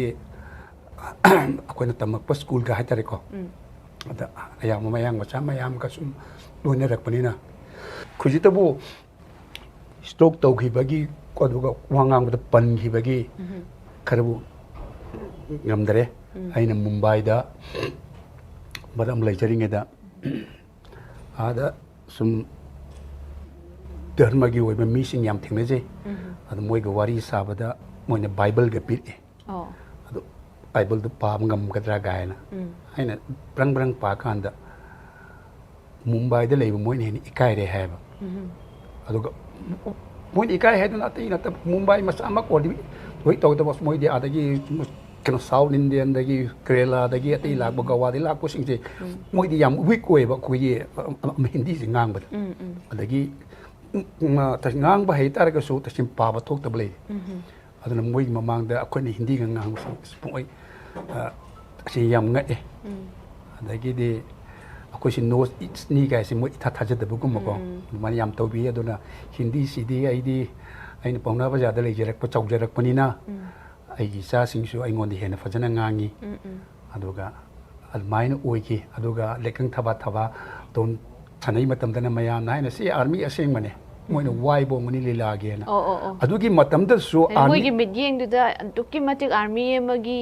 role du da pra chu sanna gi ba aduga aina yam nuksi bam thawal da koina thawal okam sana matam da phi sefam sida ain hek army dress chechala ge bel ka father lep ki nu pa ma ka ai dum yeng le dum ai ngon de yeng na dum nei ba adagi ai na kai no ma mun ni yeng sen ai ni la si thu em thu kan ai ki tung in re ma aduga mu adil la bi yeng e ai ki sil lor ga ai na mu chang jirak pa matam na ma se mu tung de ai tung chang em chang adagi di ai na makeup tha do pu mi un de ta kan tha do ga ai na thu kan na 아디 영호리야만 거의 다 그러지 않으면 돼. 아이네 세만은 숭타 가져다봐. 아다기 고는 네 판민나리. 걔놈 당자기 아사기 아미시오 사브도 뭐하이나. 뭐 와이레름 베야이나. 오잖아 이거. 와이레름 베야이나. admaina ibe ma aisi admaina aigi partner tabada yam kumai adagi aingondagi hana lila yauba han mayam masule adubu lila masing thibadadi aini hele moidegi adun karigino haibada auna bazada yum leirina lila party amagi mi me hewat padane oza ta kobirak ai kobirak pa uja koi mi du lak tre do sum de la pung ta chale adu tawre uja mating pang bi de ya de na aduga lai phabana ai gi la nei te bon bi thu pok mo ko adugu ma tawe aduna khemant hoigi inau hemant chu aina pangjagi basi igi mahau kanchi gi ashram adhikar adagi mahau ji oza matam du da yam thina mayam na pamna gi ba jam pamnai adu magi matam to na aigi lilana aigi association wall artist association na akoina sana gi bana amma kenom sana je amma ken asirbat ena aduga asirbat ka igi mahau se ani se pham amada akoin ji pulle akoina han upa adugi moina kon upa moi han ulamba akoina kon utpa asi almai sane aduga adugi dialogue ti thoina khainingai leitre de ai lon thok taba amakak sai ba khana lon tho amaga lon thok khidaba i mahau gi se nate ashirbat ki se adagi di bidhata sanare e degi ikeng lakta momon mino adu 93 gi past tai adagi 95 da mirau khol 94 da aduga 95 tana Triveni Sangam adu su fast tai aduna tai laibak phaba hai gadra ayabak tur fast ta badu chale aduga fast sungta ta daba amaka aduga ri ko tu di hujba kanam thugai ngamdri kakching birangol ga aiga aduna mayamna kan double birangol haina duila yam chatki lam maming na ai thaki thamba laina masi ozaga hujiki kakching gi oza birangol siga yamna best friend sabagi lila nati chini nauni oh koi ipam tana pop min na ba ai ipam tana pop chini nauni aina mayam ba sai aina alhaba ta ukil tamba chatpa yumdagi paisa thabirakta ba anu chingle ne iyamba adagi mai mathaktana mu khoi gi arapi dagi khoi gi iyama nobinen amle me mane iyamba han adagi itei masina khoi gi thaina gi tasim paru sabi aduna itei ma oiba kakching birangong ai ga si phuna chaina de pakata khana ba ko aduna ado aina ukil tam chapani adagi amaduna kono lari ibida ngawni ai naw pasina dim dagi paisa tharak tadana ai se parikha tha phangdaba changai paisa lerakta adagi miramda saigi leiriba imanaba singduna charamba tan machit singdo ina kullaga charaga alma hingakpa ai naw pasina mu ꯀꯩꯅꯣ ꯏꯇꯩ ꯃꯁꯤꯅ ꯋꯥꯅ ꯍꯣꯠꯅꯔꯒ ꯃꯥ ꯃꯪꯗꯁꯨ ꯎꯔꯝꯃꯤ ꯅꯨꯡꯉꯥꯏꯇꯦ ꯂꯧꯊꯣꯛꯄꯤꯔꯨꯔꯣꯅ ꯄꯩꯁꯥꯁꯤ ꯋꯥꯅ ꯊꯤꯔꯒ ꯄꯤꯔꯒ ꯂꯧꯕ ꯂꯥꯛꯄ ꯃꯇꯝꯗ ꯑꯩ ꯆꯠꯂꯔꯣꯏ ꯌꯨꯝꯗꯨꯗ ꯆꯠꯂꯨꯒ ꯑꯩ ꯀꯩ ꯀꯥꯟꯅꯅꯤ ꯍꯥꯏꯅ ꯈꯨ ꯊꯛꯑꯒ ꯁꯤꯌꯦꯕ ꯑꯩꯁꯦ ꯑꯗꯨꯒꯤ ꯂꯤꯂꯥꯗꯣ ꯇꯁꯤ ꯅ꯭ꯌꯨꯁ ꯄꯦꯄꯔꯗꯁꯨ ꯃꯌꯥꯝꯅ ꯐꯖꯅ ꯍꯥꯞꯄꯤꯔꯤ ꯂꯤꯂꯥ ꯌꯥꯊꯤꯒꯤ ꯊꯝꯕꯥꯜꯒꯤ ꯌꯥꯝ ꯅꯨꯡꯉꯥꯏꯕ ꯁꯤꯟ ꯑꯅꯤꯈꯛ ꯌꯥꯎꯏ ꯑꯗꯨꯗꯤ ꯀꯛꯆꯤꯡ ꯕꯤꯔꯪꯒꯣꯜꯒ AK ꯕꯦꯡꯒꯣꯜꯒ ꯃꯆꯤꯟ ꯃꯅꯥꯎ ꯁꯥꯕ ꯁꯤꯟ ꯑꯗꯒꯤ ꯁꯤꯟ ꯑꯃꯅ AK ꯕꯦꯡꯒꯣꯜꯅ ꯍꯨ ꯊꯛꯄꯒꯤ ꯁꯤꯟ ꯍꯥꯏꯅ ꯑꯗꯨꯒꯤ ꯁꯤꯟꯗꯨ ꯕꯥꯕꯣꯛ ꯍꯦꯛꯇ ꯀꯞꯄꯦ ꯑꯗꯨꯅ ꯑꯗꯨꯒꯤ ꯂꯤꯂꯥꯗꯨ ꯁꯥꯟꯅꯈ꯭ꯔꯕ ꯃꯇꯨꯡ ꯑꯩꯈꯣꯏ ꯂꯤꯂꯥ ꯑꯣꯐꯤꯁꯁꯤ ꯑꯃꯨꯛꯇ ꯎꯁꯥ ꯍꯣꯜꯒꯤ ꯍꯦꯛ ꯊꯪꯅꯕꯗ ꯎꯏ ꯑꯗꯨꯗ ꯑꯩꯅ ꯌꯨꯝꯗ ꯍꯦꯛ ꯂꯥꯛꯑꯀꯥꯟꯗ ꯄꯥꯈꯪ ꯃꯆꯥ 4-5 ꯍꯦꯛꯇ ꯉꯥꯏ ꯂꯩꯔꯝꯃꯦ ꯑꯗ ꯑꯩ ꯐꯠ ꯆꯪꯈꯤꯒꯦ ꯁꯤꯅꯤ ꯀꯥꯏꯅ ꯃꯣꯏ ꯁꯨꯝ ꯍꯥꯏꯅꯩ ꯑꯩꯅ ꯀꯔꯤꯒꯤꯅꯣ ꯑꯩ ꯇꯨꯡ ꯏꯟꯅꯔꯤꯁꯤꯕꯣ ꯑꯣꯖꯥ ꯀꯩꯝꯇ ꯍꯪꯖꯒꯦ ꯀꯥꯏꯅ ꯀꯔꯤ ꯑꯣꯖꯥ ꯃꯤꯡꯁꯦ AK ꯕꯦꯡꯒꯣꯜ ꯀꯧꯕꯤꯕ꯭ꯔꯥ ꯍꯥꯏꯅ ꯑꯩ ꯀꯧꯖꯩ ꯑꯗ ꯌꯨꯝꯗꯁꯨ ꯆꯠꯆꯔꯨꯕꯅꯦ ꯑꯗ ꯌꯨꯝꯗꯁꯨ ꯑꯥꯗ ꯂꯤꯂꯥ ꯑꯣꯐꯤꯁ ꯆꯠꯈꯤꯑꯅ ꯑꯗꯣ ꯑꯣꯖꯥꯗ ꯑꯩꯈꯣꯏ ꯇꯁꯦꯡ ꯄ꯭ꯔꯖꯦꯟ ꯑꯝꯇ ꯄꯤꯖꯒꯦꯅ ꯑꯆꯥꯄꯣꯠꯁꯦ ꯑꯍꯥꯎꯕꯁꯦ ꯂꯩꯔꯦ ꯑꯗꯒꯤ ꯑꯁꯤ ꯁꯨꯠ ꯐꯤ ꯄꯤꯔꯛꯄꯁꯨ ꯌꯥꯎꯏ ꯑꯗꯨꯅ ꯀꯔꯤꯒꯤꯅꯣ ꯍꯥꯏꯅ ꯑꯣꯖꯥ ꯍꯣꯏꯅ ꯁꯥꯟꯅꯕꯤꯕ ꯂꯤꯂꯥ ꯑꯃꯈꯛ ꯃꯥꯜꯂꯦ ꯑꯗꯨ ꯁꯥꯟꯅꯔꯨꯕꯗꯒꯤꯅꯦ ꯍꯥꯟꯅꯗꯤ ꯑꯩꯈꯣꯏ ꯏꯃꯥ ꯕꯕꯥꯅꯗꯤ ꯄꯩꯁꯥꯒꯁꯤ ꯊꯥꯔꯛꯑꯝꯗꯕꯅꯦꯕ ꯍꯧꯖꯤꯛꯇꯤ ꯃꯗꯨ ꯂꯤꯂꯥꯗꯨ ꯌꯦꯡꯉꯨꯕꯗꯒꯤ ꯄꯩꯁꯥꯁꯦ ꯁꯨꯡꯂꯦꯞ ꯂꯦꯞꯇ꯭ꯔꯦ ꯄꯩꯁꯥ ꯊꯥꯔꯛꯄꯁꯨ ꯆꯥꯡ नायꯅ ꯊꯥꯔꯛꯑꯦ ꯑꯗꯨ ꯌꯥꯝ ꯅꯨꯡꯉꯥꯏꯔꯦ ꯑꯗꯨ ꯑꯩꯈꯣꯏꯅ ꯍꯪꯕ ꯃꯇꯝꯗ ꯑꯗꯨꯒꯤ ꯂꯤꯂꯥꯗꯨ ꯌꯦꯡꯉꯨꯏ ꯍꯥꯏ ꯑꯣꯖꯥꯅ ꯈꯨ ꯊꯛꯑꯒ ꯁꯤꯕ ꯁꯤꯟ ꯑꯃ ꯌꯥꯎ ꯃꯥꯜꯂꯦ ꯄꯩꯁꯥ ꯊꯥꯔꯛꯇꯕꯒꯤ ꯑꯗꯨ ꯑꯣꯏꯗꯅꯕ ꯍꯥꯏꯅ ꯑꯩꯈꯣꯏ ꯏꯃꯥꯁꯤꯅ ꯀꯞꯄꯒꯅꯦ ꯑꯗꯨ ꯇꯧꯅꯨꯀꯣ ꯍꯥꯏꯗꯅꯅꯦ ꯑꯣꯖꯥꯒꯤ ꯃꯤꯡꯁꯦ ꯍꯥꯏꯔꯛꯄ ꯑꯩꯈꯣꯏ ꯑꯆꯥꯄꯣꯠ ꯄꯤ ꯂꯥꯛꯆꯕꯅꯦꯅꯀꯣ ꯑꯗꯨ ꯂꯤꯂꯥꯗꯨꯃ ꯑꯗꯒꯤ ꯑꯃꯅ ꯍꯥꯏꯗꯤ ꯃꯆꯥꯁꯦ ꯃꯤꯔꯝꯗ ꯂꯩꯈ꯭ꯔꯒ ꯑꯗꯨꯒꯨꯝꯕ ꯃꯃꯥ ꯃꯄꯥꯁꯤꯡꯗꯨꯗ ꯌꯥꯝ ꯄꯥꯟꯖꯕꯗꯨꯅꯦꯕ ꯑꯗꯨꯗꯩꯅꯦꯕ ꯃꯊ꯭ꯋꯥꯏ ꯅꯨꯡꯉꯥꯏꯇꯗꯅ ꯄꯩꯁꯥ ꯊꯥꯕꯤꯗ꯭ꯔꯗꯤ ꯃꯊ꯭ꯋꯥꯏ ꯅꯨꯡꯉꯥꯏꯇꯦ ꯀꯩ ꯇꯧꯒꯗ꯭ꯔꯥ ꯀꯥꯏꯅ ꯑꯗꯒꯤ ꯑꯃꯅ ꯑꯣꯖꯥ ꯃꯣꯍꯦꯟꯅ ꯏꯕ ꯑꯩꯈꯣꯏꯒꯤ ꯑꯈꯨꯟꯕ ꯇꯈꯦꯜ ꯏꯕ ꯅꯨꯄꯥꯁꯤꯅ ꯏꯕ ꯃꯂꯩꯁꯥꯕꯤ ꯅꯠꯇꯦ ꯃꯧ ꯅꯍꯥꯅꯤ ꯍꯥꯏꯅ ꯑꯃꯈꯛ ꯑꯗꯨꯁꯨ ꯑꯃ ꯁꯥꯇ꯭ꯔꯒꯤ ꯋꯥꯔꯤꯅꯤ ꯑꯩꯁꯦ ꯂꯥꯏꯔꯤꯛ ꯌꯥꯝ ꯐꯕ ꯁꯥꯇ꯭ꯔꯅꯤ ꯑꯗꯨ ꯑꯗꯨꯁꯨ ꯑꯃ ꯆꯤꯡꯂꯦꯟꯁꯤꯅ ꯏꯌꯥꯝꯕ ꯁꯥꯏ ꯃꯥꯅ ꯄꯩꯁꯥ ꯄꯤꯌꯨ ꯌꯥꯗꯕꯗꯒꯤ ꯑꯩꯒꯤ ꯌꯨꯝꯁꯤꯗ ꯑꯩꯒ ꯇꯤꯟꯅꯕ ꯃꯔꯨꯞ ꯑꯃꯅꯤ ꯍꯨꯔꯥꯟꯕ ꯆꯪꯕꯅꯦꯕ ꯑꯩꯈꯣꯏꯅꯤꯁꯦ ꯀꯧꯆꯤꯒꯤ ꯃꯥꯏ ꯈꯨꯝꯖꯤꯜꯂꯒ ꯑꯗꯨꯒ ꯅꯣꯡꯃꯩꯗꯤ ꯌꯥꯎꯗꯕ ꯈꯥꯎꯐꯤ ꯏꯟꯁꯤꯜꯂꯒ ꯈꯨꯠꯅ ꯁꯨꯃꯥꯏꯅ ꯇꯧꯔꯒ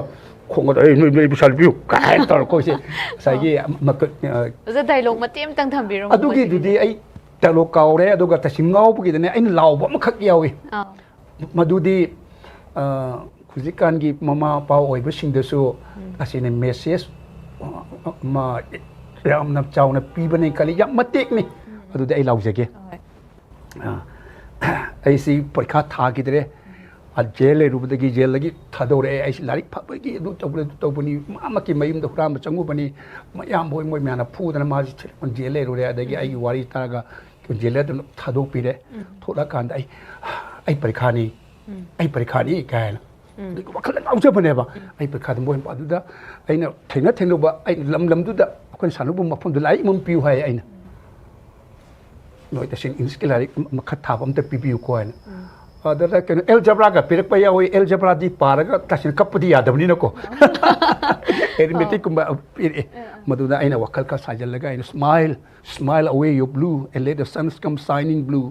if not make them cry गाइन तौरगा आई लाइक याम पाब साबगी अमका अरे कोना याम परीक्षा हलकबगी मतांगदुदा आइना लावब अम लेये मचा पोलगा मचाबु मी होइना बसेमंगम द ममा मपा सिंदु तखतना फूरो आइना अमखक ले अदुगी डायलॉग तु लावरु मतमदा ममा पा ओइबसिंगसि चंगागा चुमिने अखोइना ꯑꯉꯥꯡꯁꯤ ꯁꯨꯝ ꯇꯧꯗ ꯑꯩꯈꯣꯏꯗꯤ ꯃꯤ ꯌꯥꯝꯗꯦꯅ ꯑꯉꯥꯡ ꯃꯁꯤꯡ ꯌꯥꯝꯅꯕ ꯍꯣꯠꯅꯩ ꯑꯗꯨꯒ ꯑꯉꯥꯡ ꯁꯦꯝꯅꯕꯒꯤ ꯋꯥꯈꯜꯗꯤ ꯑꯩꯈꯣꯏ ꯂꯩꯇꯦ ꯏꯕꯨꯡꯉꯣ ꯁꯤꯒꯨꯝꯕ ꯌꯥꯝꯅ ꯑꯩꯈꯣꯏꯗ ꯀꯥꯟꯅꯕ ꯂꯤꯂꯥꯁꯦ ꯏꯕꯨꯡꯉꯣ ꯕꯦꯡꯒꯣꯟꯅ ꯑꯌꯥꯝꯕ ꯁꯥꯟꯅꯕꯤꯔꯛꯏ ꯃꯁꯤ ꯌꯥꯝ ꯀꯥꯟꯅꯩꯒꯦꯅ ꯌꯥꯝ ꯑꯦꯄ꯭ꯔꯤꯁꯤꯌꯦꯁꯟ ꯌꯥꯝ ꯐꯪꯖꯩ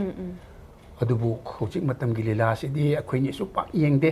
ꯑꯗꯨꯕꯨ ꯁꯨꯝ ꯈꯪꯅ ꯆꯥꯟꯅꯕ ꯃꯌꯥꯝꯅ ꯕꯦꯡꯒꯣꯟ ꯅꯣꯏ ꯁꯥꯟꯅꯔꯝꯕ ꯂꯤꯂꯥꯒ ꯍꯧꯖꯤꯛ ꯁꯥꯟꯅꯩ ꯂꯤꯂꯥꯁꯤꯒꯤꯗꯤ ꯌꯥꯝꯅ ꯈꯦꯠꯅꯔꯦ ꯑꯩꯈꯣꯏ ꯏꯆꯤꯜ ꯏꯅꯥꯎ ꯐꯝꯃꯤꯟꯅꯔꯒ ꯌꯦꯡꯕ ꯌꯥꯗꯕ ꯋꯥꯍꯩ ꯋꯥꯇꯥ ꯃꯌꯥꯝꯁꯨ ꯌꯥꯝ ꯌꯨꯁ ꯇꯧꯔꯦ ꯒꯥꯏꯅ ꯍꯥꯏ ꯁꯤꯒꯨꯝꯕꯗꯤ ꯇꯧꯍꯟꯖꯅꯤꯡꯗꯦ ꯑꯗꯒꯤ ꯁꯤꯃ ꯂꯩꯔꯦ ꯁꯅꯥꯏ ꯇꯦꯅꯋꯥꯗꯁꯨ ꯑꯁꯤ ꯃꯦꯁꯦꯖ ꯄꯨꯕ ꯁꯅꯥꯏ ꯇꯦꯅꯋꯥꯁ ꯅꯣꯏ ꯈꯪꯉꯝꯃꯔꯣꯏ ꯑꯈꯨꯟꯕ ꯇꯈꯦꯜꯂꯩꯒꯤ ꯃꯇꯨꯡꯗꯅꯤ ꯈꯣꯔꯤ ꯐꯥꯕꯗꯁꯨ ꯁꯥꯟꯅꯕꯅꯤ ꯑꯗꯒꯤ ꯕꯤꯙꯥꯇꯥ ꯍꯥꯏꯁꯤꯅ ꯅꯣꯏꯒꯤ ꯈꯥꯖꯤꯔꯤ ꯆꯪꯉꯝꯗꯥꯏꯒꯤ ꯍꯦꯛ ꯆꯤꯡꯈꯣꯡꯗꯨꯗ ꯚꯣꯂꯤꯕꯣꯜ ꯒ꯭ꯔꯥꯎꯟ ꯑꯃ ꯂꯩꯗꯅ ꯑꯗꯨꯗ ꯁꯥꯟꯅꯔꯝꯃꯦ ꯑꯗꯨꯁꯨ ꯂꯣꯏꯔꯒ ꯑꯃꯨꯛ ꯆꯤꯡꯊꯛꯇ ꯑꯃꯨꯛ ꯁꯥꯟꯅꯩ ꯑꯗꯨ ꯌꯥꯝ ꯁꯥꯟꯅꯔꯝꯃꯤ ꯑꯗꯒꯤ ꯌꯥꯝꯅ ꯈꯟꯊꯔꯨꯔꯒꯗꯤ ꯃꯅꯤꯄꯨꯔꯒꯤ ꯑꯣꯗꯤꯌꯟꯁꯁꯤꯡꯗ ꯑꯩꯈꯣꯏꯅ ꯍꯥꯏꯖꯅꯤꯡꯕ ꯑꯃꯈꯛ ꯂꯩ ꯑꯩꯅ ꯁꯥꯟꯅꯈꯤꯕ ꯏꯌꯥꯏꯊꯛꯀꯤ ꯁꯣꯔꯤ ꯉꯥꯛꯄꯤꯒꯅꯤ ꯏꯈꯦꯡꯂꯛꯇ ꯃꯣꯃꯣꯟ ꯃꯤꯅꯣꯛ ꯍꯥꯏꯁꯤꯗ ꯚꯥꯕꯣꯛꯁꯤꯒꯤ ꯇꯁꯦꯡꯅ ꯉꯥꯎꯖꯕꯁꯦ ꯃꯤꯒꯤ ꯑꯉꯥꯎꯕꯁꯤ ꯃꯥꯟꯅꯗꯦ ꯋꯥꯡꯉꯨꯗꯒꯤ ꯏꯆꯤꯜ ꯏꯅꯥꯎꯁꯤꯡ ꯑꯃꯈꯛꯅ ꯀꯩ ꯍꯥꯏꯒꯗ꯭ꯔꯥ ꯇꯥꯃꯣ ꯑꯁ ꯏꯈꯦꯡꯂꯛꯇ ꯃꯣꯃꯣꯟ ꯃꯤꯅꯣꯛꯇ ꯇꯥꯃꯣꯅ ꯄꯥꯏꯕ ꯇꯣꯁꯂꯥꯏꯠꯇꯣ ꯍꯥꯏ ꯑꯩ ꯀꯔꯤꯅꯣ ꯇꯣꯁꯂꯥꯏꯠ ꯑꯁꯤꯗꯤ ꯑꯩꯗꯤ ꯌꯨꯝꯗꯁꯨ ꯄꯨꯕ ꯅꯠꯇꯦ ꯅꯨꯃꯤꯠꯇꯨꯒꯤ ꯇꯣꯁꯂꯥꯏꯠ ꯑꯃ ꯊꯝꯕꯤꯔꯝꯃꯣ ꯍꯥꯏꯕꯅꯤ ꯑꯃꯨꯛ ꯅꯨꯃꯤꯠꯇꯨꯗ ꯄꯥꯏꯕ ꯇꯣꯁꯂꯥꯏꯠꯇꯨꯗꯤ ꯃꯑꯣꯡ ꯇꯥꯏ ꯍꯥꯏꯕ ꯑꯃ ꯂꯤꯂꯥꯒꯤ ꯑꯦꯛꯇꯤꯡ ꯅꯠꯇꯦ ꯂꯤꯂꯥꯒꯤ ꯋꯥꯔꯤ ꯅꯠꯇꯦ ꯑꯗꯒꯤ ꯀꯩ ꯑꯣꯏꯗꯣꯏꯅꯣ ꯑꯣꯖꯥ ꯁꯤꯒꯤ ꯇꯣꯔꯆ ꯂꯥꯏꯠ ꯄꯥꯏꯕꯒꯤ ꯃꯑꯣꯡꯗꯣ ꯇꯥꯏ ꯀꯥꯏꯅ ꯇꯣꯁꯂꯥꯏꯠꯀ ꯄꯥꯏꯔꯒ ꯑꯩꯅ ꯀꯣꯏꯊꯤ ꯊꯤꯕꯒꯤ ꯑꯦꯛꯇꯤꯡꯗꯨꯅꯤ ꯃꯥ ꯍꯥꯏꯔꯤꯁꯦ ꯑꯗꯨꯗ ꯑꯩꯅ ꯄꯥꯏꯕ ꯇꯣꯁꯂꯥꯏꯠꯇꯨ ꯑꯗꯨ ꯃꯤꯑꯣꯏꯕꯒꯤ ꯑꯃ ꯑꯁꯤꯅ ꯉꯥꯎꯕꯒꯤꯁꯦ ꯎꯕ ꯇꯣꯁꯂꯥꯏꯠꯇ ꯉꯥꯎꯕ ꯈꯣꯠꯄ ꯃꯌꯥꯝ ꯑꯃ ꯑꯗꯒꯤ ꯀꯣꯞꯒꯥꯏꯔꯣꯝꯗ ꯑꯃꯨꯛ ꯁꯥꯟꯅꯀꯥꯟ ꯅꯨꯡꯊꯤꯟ ꯁꯥꯟꯅꯩ ꯕꯤꯙꯥꯇꯥ ꯍꯥꯏꯗꯣ ꯂꯤꯂꯥ ꯂꯣꯏꯔꯒ ꯂꯩꯁꯥꯕꯤ 4-5 ꯆꯪꯉꯒ ꯑꯣꯖꯥꯏꯀꯦ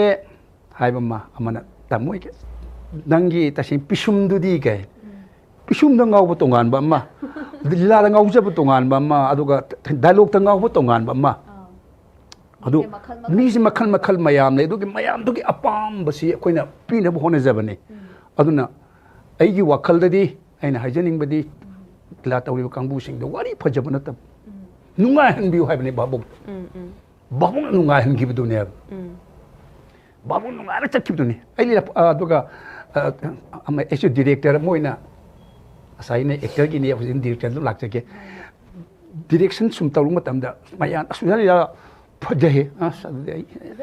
ꯀꯩꯅꯣꯝꯇꯪ ꯃꯔꯛ ꯊꯠꯅ ꯍꯥꯏꯕꯤꯌꯨ ꯑꯣꯖꯥꯅ ꯑꯦꯛꯇꯔ ꯑꯃ ꯑꯣꯏꯔꯤꯉꯩꯗ ꯂꯤꯂꯥꯒꯤ ꯗ꯭ꯔꯃꯥꯒꯤꯀꯣ ꯁꯤꯗꯩꯁꯤꯗ ꯑꯣꯖꯥꯅ ꯂꯤꯂꯥ ꯀꯌꯥꯃꯨꯛꯇꯤ ꯊꯤꯌꯦꯇꯔ ꯇꯧꯔꯤꯉꯩꯗꯅ ꯂꯤꯂꯥꯁꯦ ꯀꯌꯥꯃꯨꯛ ꯀꯨꯝꯕꯤꯔꯝꯕꯅꯣ ꯑꯗꯨꯒ ꯁꯨꯃꯥꯡ ꯂꯤꯂꯥꯗ ꯑꯦꯛꯇꯔ ꯑꯣꯏꯔꯕ ꯃꯇꯨꯡꯗ ꯀꯌꯥꯃꯨꯛ ꯀꯨꯝꯕꯤꯔꯛꯄꯅꯣ ꯊꯤꯌꯦꯇꯔꯒꯤꯗꯤ ꯌꯥꯝꯈꯤꯗꯦ ꯑꯩꯈꯣꯏꯒꯤ ꯑꯃ ꯀꯩꯅꯣ ꯂꯩꯕꯅꯤꯅ ꯑꯍꯜ ꯂꯃꯟꯒꯤ ꯑꯊꯤꯡꯕ ꯂꯩꯕꯅꯤನ ꯌꯥꯝ ꯊꯦꯡꯅ ꯁꯨꯃꯥꯡ ꯂꯤꯂꯥ ꯌꯥꯎꯔ ꯃꯇꯨꯡꯗꯅꯤ ꯑꯗꯒꯤ ꯊꯤꯌꯦꯇꯔ ꯁꯤꯗ ꯑꯩ ꯌꯥꯎꯖꯔꯤꯉꯩꯗ ꯑꯦꯝꯗꯨꯗ ꯂꯤꯂꯥ ꯀꯟꯅ ꯃꯌꯥꯏꯗ ꯁ꯭ꯇꯦꯖ ꯊꯣꯛꯏꯉꯩꯗ ꯑꯩꯈꯣꯏꯒꯤ ꯑꯦꯂꯥꯡꯀꯥꯏꯒꯤ ꯑꯩꯈꯣꯏꯒꯤ ꯌꯨꯝꯅꯥꯝꯒꯤ ꯑꯩꯈꯣꯏ ꯏꯟꯖꯤꯅꯤꯌꯥꯔ ꯑꯣꯏꯔꯝꯕ ꯑꯩꯈꯣꯏꯒꯤ ꯏꯌꯥꯝꯕ ꯊꯥꯀꯦꯁꯣꯔꯅ ꯏꯔꯝꯕ ꯂꯤꯂꯥ ꯑꯃ ꯆꯟꯗ꯭ꯔ ꯁꯈꯤꯅ ꯑꯩ ꯃꯗꯨꯗ ꯍꯦꯔꯣ ꯀꯨꯝꯖꯩ ꯗꯥꯏꯂꯣꯛꯀꯗꯤ ꯀꯥꯎꯔꯦ ꯃꯗꯨꯗ ꯑꯩꯒ ꯅꯨꯄꯤꯁꯤꯒ ꯋꯥꯔꯤꯒ ꯀꯟꯅ ꯁꯥꯟꯅꯔꯤꯉꯩꯗ ꯑꯗꯒꯤ ꯑꯇꯣꯞꯄ ꯅꯨꯄꯤꯁꯤ ꯃꯈꯧꯔꯤꯒ ꯃꯦꯠꯅ ꯀꯟꯅ ꯇꯧꯔꯤꯉꯩꯁꯤꯗ ꯁꯥꯏꯠꯀꯤ ꯋꯤꯡꯁꯇ ꯌꯦꯡꯊꯣꯛꯎꯕꯗ ꯑꯩꯈꯣꯏ ꯃꯥꯁꯦ ꯑꯁꯣꯝꯗ ꯃꯁꯝ ꯃꯅꯥ ꯏꯐꯥ ꯐꯥꯔꯒ ꯅꯪ ꯊꯣꯛꯂꯛꯑꯣ ꯅꯪ ꯊꯣꯛꯂꯛꯑꯦ ꯑꯗꯒꯤ ꯁꯣꯝꯗ ꯂꯤꯂꯥꯗꯨ ꯂꯣꯏꯁꯤꯟꯗ ꯌꯥꯗꯕꯅꯤꯅ ꯑꯃꯨꯛ ꯑꯃꯨꯛ ꯌꯦꯡ ꯀꯩꯅꯣ ꯁꯤꯗ ꯑꯃꯨꯛ ꯊꯤꯛꯇꯤꯡ ꯇꯧꯏ ꯑꯗꯩ ꯌꯦꯡꯊꯣꯛꯄꯗꯁꯨ ꯅꯪ ꯊꯣꯛꯂꯛꯑꯣ ꯍꯥꯏꯅ ꯑꯗꯒꯤ ꯑꯩ ꯎꯁꯅꯥꯆꯤꯟ ꯁꯤꯟꯅꯔꯨꯔꯒ ꯊꯣꯛꯑꯀꯥꯟꯗ ꯍꯪꯀꯥꯟꯗ ꯂꯥꯛꯑꯣ ꯂꯣꯏꯁꯤꯜꯂꯣ ꯅꯄꯥꯅ ꯂꯣꯏꯍꯧꯔꯦ ꯌꯨꯝꯗꯣ ꯑꯁ ꯊꯨꯒꯥꯏ ꯍꯧꯕ ꯂꯣꯏ ꯅꯪꯒꯤ ꯀꯥꯒ ꯂꯣꯏ ꯊꯨꯒꯥꯏ ꯍꯧꯔꯦ ꯆꯠꯁꯤꯜꯂꯛꯑꯣ ꯏꯃꯥ ꯑꯩ ꯂꯣꯏꯁꯤꯟꯗꯦ ꯀꯃꯥꯏꯅ ꯇꯧꯅꯤ ꯁꯤꯗꯤꯅ ꯑꯁ ꯏꯃꯥ ꯆꯠꯁꯤꯜꯂꯛꯑꯣ ꯃꯣꯏ ꯂꯣꯏꯁꯤꯟꯖꯔꯦ ꯏꯁ ꯃꯥꯗꯨ ꯌꯥꯄꯣꯟꯇꯦ ꯑꯩ ꯌꯥꯎꯗꯗꯤ ꯍꯣ ꯍꯥꯏꯅ ꯉꯁꯥꯏꯒꯤ ꯅꯨꯡꯁꯥ ꯊꯤ ꯂꯥꯛꯏ ꯃꯥꯗꯣ ꯑꯩꯈꯣꯏꯒꯤ ꯀꯦꯋꯤꯡꯁꯤꯗ ꯐꯝꯍꯜꯂꯒ ꯃꯥꯗꯤ ꯍꯥꯟꯅ ꯂꯤꯂꯥꯁꯨ ꯈꯔ ꯄꯥꯝꯖꯕꯅꯤꯅ ꯑꯗꯨ ꯐꯝꯃꯒ ꯃꯥ ꯌꯦꯡꯉꯤ ꯑꯗꯨꯒ ꯑꯗꯨꯝ ꯌꯦꯡꯉ ꯂꯤꯂꯥꯗꯨ ꯂꯩꯔꯤ ꯆꯠꯁꯤꯁꯨ ꯍꯥꯏꯗ꯭ꯔꯦ ꯂꯤꯂꯥ ꯂꯣꯏꯔꯒ ꯆꯠꯂꯦ ꯑꯗꯒꯤ ꯁꯨꯝ ꯌꯥꯔꯛꯇ꯭ꯔꯦ ꯑꯗꯒꯤ ꯑꯩꯁꯤ ꯑꯃ ꯀꯩꯅꯣ ꯑꯦꯝꯁꯨꯒꯤꯁꯨ ꯁꯦꯀ꯭ꯔꯦꯇꯔꯤꯒ ꯑꯣꯏꯖꯔꯝꯃꯦ ꯍꯥꯏꯕ ꯑꯗ ꯑꯩꯈꯣꯏ ꯌꯨꯝꯗ ꯂꯥꯛꯄꯗ ꯑꯦꯝꯁꯨꯒꯤ ꯁꯦꯀ꯭ꯔꯦꯇꯔꯤ ꯌꯨꯝꯗꯣ ꯀꯥꯏꯗꯅꯣ ꯀꯥꯏꯅ ꯑꯩꯈꯣꯏ ꯃꯥꯍꯣꯏꯗꯤ ꯑꯝꯇ ꯈꯪꯄꯣꯟꯇꯦꯟꯗꯣ ꯑꯗ ꯈꯪꯗꯦꯕꯨ ꯏꯕꯨꯡꯉꯣ ꯀꯥꯏꯅ ꯑꯗꯒꯤ ꯑꯩꯈꯣꯏ ꯄꯥꯁꯨ ꯈꯪꯗꯦ ꯑꯣꯖꯥꯅ ꯁꯦꯀ꯭ꯔꯦꯇꯔꯤ ꯑꯣꯏ ꯍꯥꯏꯕꯁꯦ ꯑꯩ ꯁꯦꯀ꯭ꯔꯦꯇꯔꯤꯁꯦ ꯑꯗꯒꯤ ꯃꯣꯏꯅ ꯈꯪꯉꯤꯁꯦ ꯑꯩꯅ ꯖꯦꯜ ꯂꯩꯔꯕ ꯃꯇꯨꯡꯗꯅꯤ ꯈꯪꯉꯤꯁꯤꯅ ꯑꯩꯅ ꯑꯦꯝꯁꯨꯒꯤ ꯑꯣꯏꯒꯁꯦ ꯑꯗꯨꯒꯤ ꯃꯇꯨꯡꯗꯅꯤ ꯂꯤꯂꯥ ꯌꯥꯎꯔꯛꯏꯁꯦ ꯑꯗꯒꯤ ꯀꯟꯅ ꯇꯧꯔꯛꯄ ꯃꯇꯝꯁꯤꯗ ꯁꯨꯃꯥꯡ ꯂꯤꯂꯥꯁꯤ ꯆꯥꯎꯈꯠꯂꯛꯄꯗꯒꯤꯗꯤ ꯕꯦꯁ ꯑꯦꯛꯇꯔꯒ ꯐꯪꯉꯛꯄ ꯕꯦꯁ ꯗꯥꯏꯔꯦꯛꯇꯔꯒ ꯐꯪꯉꯛꯄ ꯑꯗꯒꯤ ꯑꯩꯒꯤ ꯂꯥꯏꯐ ꯆꯦꯟꯖ ꯇꯧꯔꯛꯄ ꯌꯥꯝꯅ ꯉꯁꯥꯏ ꯑꯩꯅ ꯍꯥꯏꯖꯈꯤꯕ ꯕꯖꯥꯔ ꯁꯦꯟꯗ꯭ꯔꯥꯡꯗꯒꯤ ꯁꯨꯝ ꯈꯔ ꯑꯣꯟꯊꯔꯛꯑꯒ ꯂꯤꯂꯥꯗꯗꯤ ꯑꯩꯈꯣꯏ ꯂꯤꯂꯥ ꯇꯧꯔꯤꯁꯤꯗ ꯑꯗꯨꯒꯨꯝꯕꯗꯤ ꯎꯠ ꯌꯥꯗꯕꯅꯤꯅ ꯁꯨꯝ ꯑꯩꯒꯤ ꯂꯥꯏꯐꯇ ꯆꯦꯟꯖ ꯂꯥꯛꯄ I am very fond of gambling ꯑꯩꯈꯣꯏꯒꯤ ꯂꯣꯇ꯭ꯔꯤꯗ ꯉꯥꯎꯕ ꯁꯨꯝꯕ ꯃꯌꯥꯝꯁꯦ ꯑꯩ ꯂꯨꯄꯥ ꯂꯥꯛ 4-5ꯒꯁꯤ ꯂꯥꯏꯅ ꯑꯗꯨꯝ ꯊꯥꯗꯣꯔꯛꯄ ꯏꯄꯥꯗꯒꯤ ꯄꯩꯁꯥ ꯂꯧꯔꯒ ꯅꯪ ꯄꯩꯁꯥꯕꯨ ꯁꯤꯡꯕꯤꯅꯤꯒ ꯍꯥꯏꯔꯝꯃꯦ ꯑꯗꯣ ꯏꯄꯥꯅ ꯁꯤꯔꯝꯗꯥꯏ ꯐꯥꯎꯗ ꯅꯪꯅ ꯑꯩꯉꯣꯟꯗ ꯄꯩꯁꯥ ꯁꯤꯡꯅꯤ ꯑꯗꯨ ꯄꯤꯔꯛꯎ ꯀꯥꯏꯅ ꯍꯥꯏꯕ ꯌꯥꯎꯏ ꯌꯥꯝ ꯅꯨꯡꯉꯥꯏꯇꯕ ꯁꯤꯡꯉꯝꯈꯤꯗꯕ ꯑꯗꯒꯤ ꯑꯗꯨꯅ ꯑꯗꯨꯒꯨꯝꯕ ꯂꯥꯏꯐ ꯁ꯭ꯇꯥꯏꯜ ꯃꯌꯥꯝꯁꯤ ꯂꯣꯏꯅ ꯍꯣꯡꯇꯣꯔꯛꯑꯦ ꯁꯨꯃꯥꯡ ꯂꯤꯂꯥꯁꯤꯒꯤꯗꯤ ꯑꯗꯒꯤ ꯃꯤ ꯑꯃꯒꯤ ꯃꯐꯝꯗ ꯑꯄ꯭ꯔꯣꯆ ꯇꯧꯕ ꯑꯗꯒꯤ ꯏꯈꯥꯒꯤ ꯑꯉꯥꯡꯁꯤꯡꯗ ꯀꯃꯥꯏꯅ ꯉꯥꯡꯒꯅꯤ ꯏꯊꯛꯀꯤ ꯑꯍꯟꯗ ꯑꯩ ꯀꯃꯥꯏꯅ ꯕꯤꯍꯦꯞ ꯇꯧꯅꯤꯒꯩꯁꯤ ꯁꯨꯃꯥꯡ ꯂꯤꯂꯥꯁꯤꯗꯒꯤ ꯌꯥꯝ ꯀꯥꯟꯅꯕ ꯀꯩꯅꯣꯝ ꯑꯣꯏꯔꯦ ꯑꯗꯨꯃꯥꯏꯅ ꯀꯥꯟꯅꯔꯛꯄꯗꯒꯤ ꯉꯁꯥꯏꯒꯤ ꯂꯣꯇ꯭ꯔꯤ ꯇꯤꯀꯦꯠ ꯀꯛꯄ ꯗꯨꯔꯤ ꯄꯣꯏꯟ ꯁꯥꯟꯅꯔꯛꯄ ꯁꯨꯝ ꯃꯌꯥꯝꯁꯤ ꯂꯣꯏꯅ ꯇꯣꯛꯊꯣꯔꯛꯄꯗꯒꯤꯗꯤ ꯑꯗꯒꯤ ꯆꯥꯕ ꯊꯛꯄꯒꯤ ꯃꯌꯥꯝ ꯁꯨꯝ ꯊꯥꯗꯣꯔꯛꯄ ꯁꯨꯝꯕꯗꯒꯤꯗꯤ ꯁꯨꯝ ꯏꯄꯥꯁꯨ ꯌꯥꯔꯛꯑꯦ ꯁꯨꯝ ꯌꯥꯔꯛꯇꯅ ꯑꯩ ꯌꯦꯡꯗꯤ ꯌꯦꯡꯉꯣꯏ ꯑꯗꯨ ꯈꯔ ꯉꯟ ꯂꯥꯛꯑꯣ ꯑꯌꯨꯛ ꯃꯁꯥ ꯁꯣꯛꯀꯅꯤ ꯀꯥꯏꯅ ꯑꯗꯒꯤ ꯑꯩꯒꯤ ꯏꯃꯥꯁꯤ ꯑꯩ ꯍꯦꯛ ꯊꯪꯅꯕ ꯑꯩ ꯏꯌꯥꯝꯕꯁꯤ ꯑꯣꯐꯤꯁꯔꯅꯤ ꯌꯥꯝ ꯆꯥꯎꯕ ꯐꯝ ꯄꯥꯏꯔꯝꯃꯦ ꯑꯗꯨꯅ ꯏꯌꯥꯝꯕꯁꯤ ꯄꯥꯎꯅꯥ ꯕꯖꯥꯔꯗꯒꯤ ꯇꯣꯉꯥꯟꯅ ꯍꯣꯡꯇꯣꯛꯈ꯭ꯔꯦ ꯃꯥꯅ ꯑꯥꯗ ꯃꯣꯏ ꯌꯨꯝꯗ ꯂꯩ ꯃꯇꯝꯗ ꯏꯃꯥꯁꯤꯅ ꯅꯣꯡꯃ ꯕꯖꯥꯔ ꯂꯥꯛꯄ ꯃꯇꯝꯗ ꯑꯣꯇꯣ ꯑꯃ ꯃꯇꯝꯁꯤ ꯌꯥꯝꯅ ꯊꯦꯡꯖꯤꯜꯂꯛꯄ ꯍꯥꯏꯇꯥꯔꯦꯀꯣ ꯑꯗ ꯑꯣꯇꯣꯁꯤ ꯈꯔ ꯊꯤꯟꯕꯤꯌꯨ ꯍꯥꯏꯕꯗꯤ ꯌꯥꯔꯛꯇꯕ ꯃꯇꯝ ꯃꯗꯨꯗ ꯑꯁ ꯀꯃꯥꯏꯅ ꯇꯧꯅꯤ ꯍꯥꯏꯅ ꯑꯣꯇꯣ ꯗ꯭ꯔꯥꯏꯚꯔ ꯅꯥꯛꯇ ꯁꯨꯝ ꯇꯤꯞꯄꯒ ꯏꯃꯥ ꯅꯪ ꯀꯗꯥꯏ ꯌꯧꯗꯣꯏꯅꯣ ꯑꯩ ꯑꯗꯨ ꯌꯧꯗꯣꯏꯅꯦ ꯑꯗꯨ ꯑꯃ ꯀꯩꯅꯣ ꯏꯆꯥꯁꯤꯡꯗꯒ ꯐꯣꯟ ꯇꯧ ꯌꯥꯗ꯭ꯔꯣ ꯍꯥꯏꯅ ꯏꯆꯥꯗꯨ ꯑꯝꯇ ꯂꯩꯍꯧꯗ꯭ꯔꯦ ꯑꯗꯨꯅꯅꯤ ꯑꯗꯩ ꯑꯃꯗꯨꯅ ꯂꯤꯂꯥ ꯆꯠꯂꯝꯒꯅꯤꯅꯦ ꯍꯥꯏꯅ ꯍꯥꯏ ꯂꯤꯂꯥ ꯆꯠꯂꯝꯒꯅꯤ ꯍꯥꯏꯕꯗꯨꯗ ꯏꯃꯥꯒꯤ ꯏꯆꯥ ꯂꯤꯂꯥ ꯌꯥꯎꯕ ꯂꯩꯕ꯭ꯔꯣ ꯍꯥꯏꯅ ꯌꯥꯎꯏ ꯀꯔꯤ ꯃꯤꯡ ꯀꯧꯒꯦ ꯍꯪꯀꯥꯟꯗ AK ꯕꯦꯡꯒꯣꯜ ꯀꯧꯕꯗꯣ ꯑꯩ ꯏꯆꯥꯅꯨꯄꯥꯅꯦ ꯑꯇꯣꯝꯕꯅꯦ ꯃꯥꯅ ꯍꯥꯏ ꯀꯥꯟꯗ ꯏꯃꯥꯗꯨꯗꯤ ꯑꯁꯥꯏ ꯍꯥꯏꯕꯤ ꯌꯥꯗ꯭ꯔꯣ ꯍꯥꯏꯅ ꯅꯨꯡꯗꯥꯡꯗꯨꯗ ꯊꯤꯟꯕꯤꯔꯛꯑꯦ ꯏꯃꯥꯗꯨ ꯁꯨꯃꯥꯏꯒꯤ ꯂꯤꯂꯥ ꯌꯥꯎꯖꯔꯨꯕꯒꯤ ꯀꯥꯟꯅꯖꯕ ꯍꯥꯏꯇꯥꯔꯦ ꯃꯌꯥꯝꯅ ꯁꯛ ꯈꯪꯕꯤꯕ ꯍꯥꯏꯗꯣ ꯉꯁꯥꯏꯒꯤ ꯑꯩ ꯑꯗꯨꯅꯤꯅꯦ ꯑꯃꯛꯀ ꯏꯌꯥꯝꯕ ꯑꯣꯐꯤꯁꯥꯔꯗꯒꯤ ꯃꯃꯤꯡ ꯄꯟꯕꯗꯅ ꯑꯁ ꯏꯃꯥ ꯍꯧꯖꯤꯛꯇꯤ ꯊꯦꯡꯉꯦ ꯑꯩꯈꯣই ꯍꯜꯂꯛꯄ ꯐꯔꯛ ꯇꯥꯔꯅꯤ ꯀꯥꯏꯅ ꯍꯥꯏꯔꯝꯕꯗꯨꯅ ꯁꯨꯃꯥꯡ ꯂꯤꯂꯥ ꯀꯩꯁꯨ ꯇꯧꯕ ꯁꯨꯃꯥꯡ ꯂꯤꯂꯥ ꯑꯃ ꯌꯥꯎꯖꯔꯨꯕ ꯑꯩꯅ ꯏꯃꯥꯗꯨꯕꯨ ꯑꯗꯒꯤ ꯊꯤꯟꯕꯤꯔꯛꯄ ꯃꯌꯥꯝꯁꯤꯗ ꯁꯨꯃꯥꯡ ꯂꯤꯂꯥ ꯌꯥꯎꯖꯕꯒꯤ ꯀꯥꯟꯅ ꯐꯪꯉꯦ ꯑꯗꯨꯃꯥꯏꯅ ꯑꯩꯒꯤ ꯂꯥꯏꯐꯁꯨ ꯆꯦꯟꯖ ꯇꯧꯔꯛꯄꯗꯒꯤꯗꯤ ꯑꯩꯒꯤ ꯏꯄꯥꯁꯨ ꯌꯥꯔꯛꯑꯦ ꯑꯗꯨꯕꯨ ꯄꯩꯁꯥꯗꯤ ꯑꯩꯅ ꯄꯨꯁꯤꯜꯂꯛꯄꯗꯗꯤ ꯃꯥ ꯁꯨꯡꯆꯥ ꯆꯥꯈꯤꯗꯦ ꯃꯔꯝꯗꯤ ꯑꯩꯅꯁꯨ ꯄꯨꯁꯤꯟꯗꯦ ꯌꯨꯝꯗ ꯑꯩ ꯑꯗꯨꯝ ꯄꯨꯁꯤꯟꯗꯦꯗꯤ ꯑꯩ ꯂꯤꯂꯥꯗ ꯌꯥꯝ ꯉꯥꯎꯖꯔꯛꯏ ꯑꯗꯨꯅ ꯑꯩꯅ ꯇꯝꯕꯤꯕ ꯂꯤꯂꯥ ꯃꯌꯥꯝꯁꯤ ꯁꯨꯝ ꯇꯝꯕꯗ ꯂꯤꯂꯥꯒꯤ ꯄꯥꯔꯇꯤꯁꯤꯡꯁꯤꯗꯤ ꯑꯌꯥꯝꯕ ꯑꯔꯥꯞꯄ ꯂꯝꯗꯒꯤ ꯑꯣꯏꯗꯅ ꯃꯣꯏ ꯃꯌꯥꯝꯁꯤ ꯂꯤꯂꯥ ꯂꯣꯏꯔꯒ ꯍꯟꯈꯤꯅꯤ ꯈꯟꯕꯗꯅꯦ ꯑꯩꯉꯣꯟꯗ ꯑꯋꯥꯕ ꯑꯃ ꯑꯣꯏꯖꯩꯑꯕ ꯃꯣꯏꯒ ꯂꯩꯃꯤꯟꯅꯖꯔꯒꯅ ꯂꯤꯂꯥꯒꯤ ꯃꯇꯥꯡꯗꯣ ꯈꯟꯅ ꯅꯩꯅꯕ ꯌꯥꯝ ꯄꯥꯝꯖꯕ ꯑꯩꯅ ꯅꯪ ꯉꯁꯥꯏ ꯏꯇꯤꯡꯗꯣ ꯑꯗꯨ ꯇꯧꯕ ꯍꯥꯏꯅ ꯁꯨꯝ ꯄꯥꯝꯕ ꯃꯣꯏꯁꯤ ꯑꯣꯖꯥ ꯑꯩꯈꯣꯏ ꯆꯠꯂꯒꯦ ꯉꯥꯏꯈꯣ ꯉꯥꯛꯇꯪ ꯂꯩꯀꯣ ꯀꯥꯏꯅ ꯑꯗ ꯌꯨꯝꯗꯅ ꯆꯥꯄꯨ ꯌꯦꯜꯂ ꯀꯔꯝ ꯊꯣꯡꯉꯨ ꯀꯥꯏꯅ ꯃꯣꯏ ꯃꯌꯥꯝꯁꯦ ꯁꯨꯝ ꯄꯤꯖꯕꯗꯅ ꯑꯩ ꯌꯨꯝꯗ ꯄꯩꯁꯥ ꯄꯨꯁꯟꯗꯦ ꯌꯥꯝ ꯅꯨꯡꯉꯥꯏꯖꯕ ꯂꯤꯂꯥꯒꯤ ꯑꯗꯨ ꯂꯤꯂꯥꯁꯤꯗꯤ ꯇꯨꯡ ꯀꯣꯏꯅꯁꯨ ꯇꯧꯕ ꯌꯥꯅꯠꯇꯦꯅꯦꯀꯣ ꯃꯥꯅ ꯑꯩꯈꯣꯏꯅ ꯀꯩꯅꯣ ꯑꯍꯜ ꯑꯣꯏꯁꯜꯂꯛꯄ ꯑꯗꯒꯤ ꯏꯆꯥꯁꯤꯡ ꯆꯥꯎꯁꯜꯂꯛꯄ ꯃꯌꯥꯝ ꯏꯁꯨ ꯂꯩꯁꯜꯂꯛꯄ ꯑꯗꯨꯅ ꯉꯁꯤꯗꯤ ꯁꯨꯃꯥꯡ ꯂꯤꯂꯥꯗꯒꯤ ꯄꯣꯊꯥꯔꯒ ꯂꯩꯔꯦ ꯑꯗꯨꯕꯨ ꯃꯌꯥꯝꯅ ꯅꯨꯡꯁꯤꯕꯤꯕ ꯍꯥꯏꯇꯥꯔꯦ ꯑꯩꯒꯤ ꯋꯥꯔꯜ ꯑꯥꯔꯇꯤꯁ ꯑꯦꯁꯣꯁꯤꯌꯦꯁꯟꯗꯨ ꯍꯧꯖꯤꯛ ꯅ꯭ꯌꯨ ꯋꯥꯔꯜ ꯑꯥꯔꯇꯤꯁ ꯑꯦꯀꯥꯗꯃꯤ ꯍꯥꯏꯅ ꯑꯣꯟꯖꯔꯒ ꯑꯩꯒꯤ ꯁ꯭ꯀꯨꯜ ꯑꯃ ꯑꯣꯏꯅ ꯑꯗ ꯍꯥꯡꯖꯔꯦ ꯁꯨꯃꯥꯡ ꯂꯤꯂꯥꯕꯨ ꯄꯥꯝꯖꯔꯒ ꯁꯨꯃꯥꯡ ꯂꯤꯂꯥꯕꯨ ꯄꯥꯝꯖꯅ ꯂꯥꯛꯄ ꯁꯨꯃꯥꯡ ꯂꯤꯂꯥ ꯃꯌꯥꯝ ꯍꯧꯖꯤꯛꯀꯤ ꯅꯨꯄꯤ ꯂꯤꯂꯥ ꯗꯣꯜ 2-3 ꯂꯥꯛꯏ ꯑꯗꯨꯒꯤꯗꯤ ꯑꯩꯅ ꯃꯇꯝꯗꯤ ꯁꯤꯒꯤ ꯍꯥꯏ ꯉꯝꯗ꯭ꯔꯦ ꯑꯗꯨꯒꯤ ꯃꯣꯏꯁꯨ ꯑꯁ ꯑꯣꯖꯥꯅ ꯇꯝꯍꯧ ꯂꯣꯏꯔꯦ ꯑꯃ ꯀꯩꯅꯣ ꯐꯦꯁꯇꯤꯚꯦꯜ ꯈꯤꯇꯪ ꯉꯥꯏꯍꯧ ꯂꯣꯏꯔꯦ ꯃꯣꯏ ꯇꯝꯗ꯭ꯔꯤꯉꯩꯗ ꯑꯩꯈꯣꯏ ꯍꯥꯟꯅ ꯇꯝꯍꯧ ꯂꯣꯏꯔꯦ ꯀꯥꯏꯅ ꯂꯣꯏ ꯂꯥꯛꯏ ꯒ꯭ꯔꯨꯞꯇ ꯑꯣꯇꯣꯒꯁꯤ ꯄꯤꯛ ꯊꯟꯅꯒ ꯃꯣꯏꯅ ꯑꯣꯇꯣꯁꯨꯒꯁꯤ ꯍꯥꯏꯔ ꯇꯧꯔꯒ ꯂꯥꯛꯏ ꯑꯗꯨ ꯗꯣꯜꯁꯤ ꯂꯤꯂꯥ 3ꯒ ꯄꯨꯟꯕ ꯌꯥꯎꯏ ꯅꯣꯡꯃ ꯑꯃꯗ ꯑꯗꯨꯅ ꯅꯣꯏ ꯍꯞꯇꯥ ꯑꯃ ꯅꯣꯏ ꯂꯥꯛꯑꯣ ꯅꯨꯃꯤꯠ 8 ꯂꯩꯔꯒ ꯅꯣꯏ ꯂꯥꯛꯑꯣ ꯀꯥꯏꯅ ꯈꯥꯏꯗꯣꯛꯑꯒ ꯑꯗꯒꯤ ꯑꯅꯧꯕ ꯅꯨꯄꯥ ꯂꯤꯂꯥ ꯄꯥꯔꯇꯤ ꯂꯤꯂꯥ ꯄꯥꯝꯖꯕ ꯂꯤꯂꯥ ꯇꯧꯖꯒꯦ ꯈꯟꯕꯁꯤꯡꯗꯨꯗꯤ ꯑꯩ ꯋꯤꯠ ꯍꯥꯔꯠ ꯑꯦꯟ ꯁꯣꯜ ꯑꯩ ꯂꯣꯏꯅ ꯇꯝꯕꯤ ꯑꯗꯣ ꯅꯣꯏ ꯇꯝꯕꯤꯕꯒꯤ ꯁꯤ ꯄꯤꯒꯗꯕꯅꯤ ꯍꯥꯏꯕ ꯑꯩ ꯂꯩꯖꯗꯦ ꯑꯩ ꯂꯩꯇꯦ ꯃꯣꯏꯅ ꯅꯨꯡꯁꯤꯕꯤꯗꯅ ꯂꯨꯄꯥ 100 ꯄꯤꯔꯦ ꯂꯨꯄꯥ 100 ꯑꯗꯨꯝ ꯂꯧꯍꯧꯏ adagi uza akoi ma chum hanaba gari bana yaw del pachani gite piro adum pi ki aina pamana saigi sigi art form ji muthaning daba kem nungai ge deibe ma sigi lila sida noi ki keno mantri dolan sna yengam mani ya yengzare ozana ga prime minister sabi ki bado aduda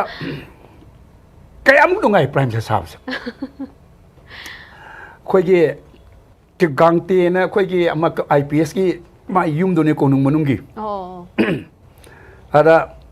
masi khoi na film shooting to bu chat pan mi to ta ma le ram de dagi ai se makeup tawre khole pham lei ma gi amanung ka do ai se chama to ko pham lei dagi ama hemant gi makeup tawri sum pham lei kan se da ma se thawjel e mai gi kari se escort mayam tawraga tarak changgan se da chithare yenga me ai phami sa ai dia smile tawraga ai am ko high neck to ko tawraga pham lei the public canara man the quick the artist makana quick prime minister ni mana sari ha hey mas oh India ki prime minister oh pa changchale ai salam ta ko le ai chumi ne salam ko la mi no we na ne so the man khut ka sok e the sai so queen ai no official work pa maya mo lei ba do India ki prime minister na thoina sum Manipur jus lakte adu ngasi di ai India ki prime minister la abaga na adi mana thong lo lei ma gi ma ka family do asum ka lei ni thong do ka to hang to si yo my whole family ka to India ki rom ta bhau ta thuna laktre prime minister na ngasi ai la ba ne adu ma gi padana hospitality to wa na cha la ba do mu kha pung kai mung da how do putho thami he te mo ai dum wai cha the ai shooting ni matam ngai na la mani na ko adai khali ta bu shi ngai ba le ko mayam na adu prime minister sarak pa adagi takip minister sab de yam sare adagi cham ngai bu wari le no ibai thoi ba ne lila yaw do aduna ai gi kya ma kai PSO sai ko mirao kholai bu lila da ad langon da sana kan di yungau bomba hau phi le sum changak pa ai gi sin si da sum changchal aba mai ai sum changchal aba ma se adagi sum di acting yeng ba lak pa mi ad ma di yungau mai changai ni adaga mun ne yenga sum ai ngo changai ne sum yung sum changa da ai ngo di acting to we da ma chang pa ni na ada ma chang ka ni do di skip te yaw bu na te do ada ai so sai ge ai na sai chief minister nai ka na li sini ai na kaura abni na da ibai tho bu do ma gi full dress do pa change sar ai le kai gi no sum mi sai ka tha le se kari gi no adu ozana president of mind adu gadi kamaina dugi sindo adjust to do no manage to do no have the awabam ne adu ni adu di apa yam si babuk su sai gi adu mi do mo gi adu le ka do ka ha kari ha tare ma ke machin chat pa mi orem ga ne ba ate tho ga ha na kari na adu hai de mo si adu gi di ibai thoi bu pa chale hey chong smart pai chei du na sum chok chalo ga am sa kai to ki adu habidi adu su dum dilami gi meeting da dilila oina do ku kre ba adu to adu ga adu machi minister ma saru bri ai gi ora to phum thau ko da adu ko moi de yam nungai dagi yam nungai ba thingnei awa ba thingnari dila hoge to ga bom pokhai rak ba aduna kohima dani akoi gi tribini sangam na fast are ran to kohima dalila chatle koi gi SP koi gi ke posamam gi koi gi mak sonamni tamu sonamni na kaudana ko adamana tak kaurak na hana di kohima chapasi lambi de check to na khote yam taw bune ad mana ko buni na ad gai number lakani do lakani la party lakani ad noi check am taw nuai na am taw de gari tom thawi akoi u ta thana mel ma chalo dum haire a yore kan da akoi se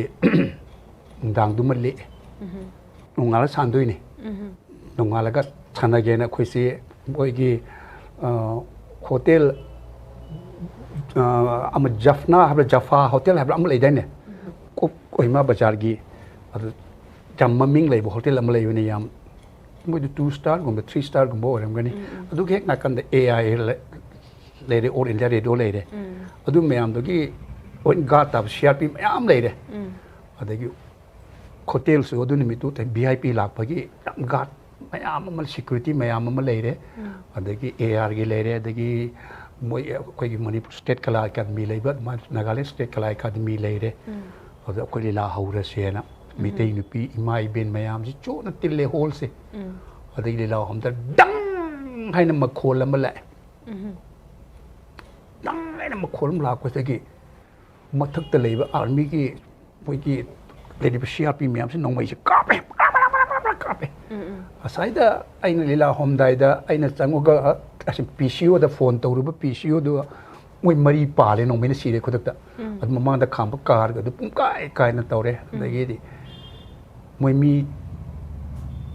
तरानी थोइरा केनोम सिबने हा अद अखोइगी मिटे नुपीगी थौना अदमाइना firing तौरप मतमदुदा अदगीदी पगाता काप मोइसु सही army सु कापा दगी तंजादु दा अखोइगी कच्चिंग कुमो नुपी Sabina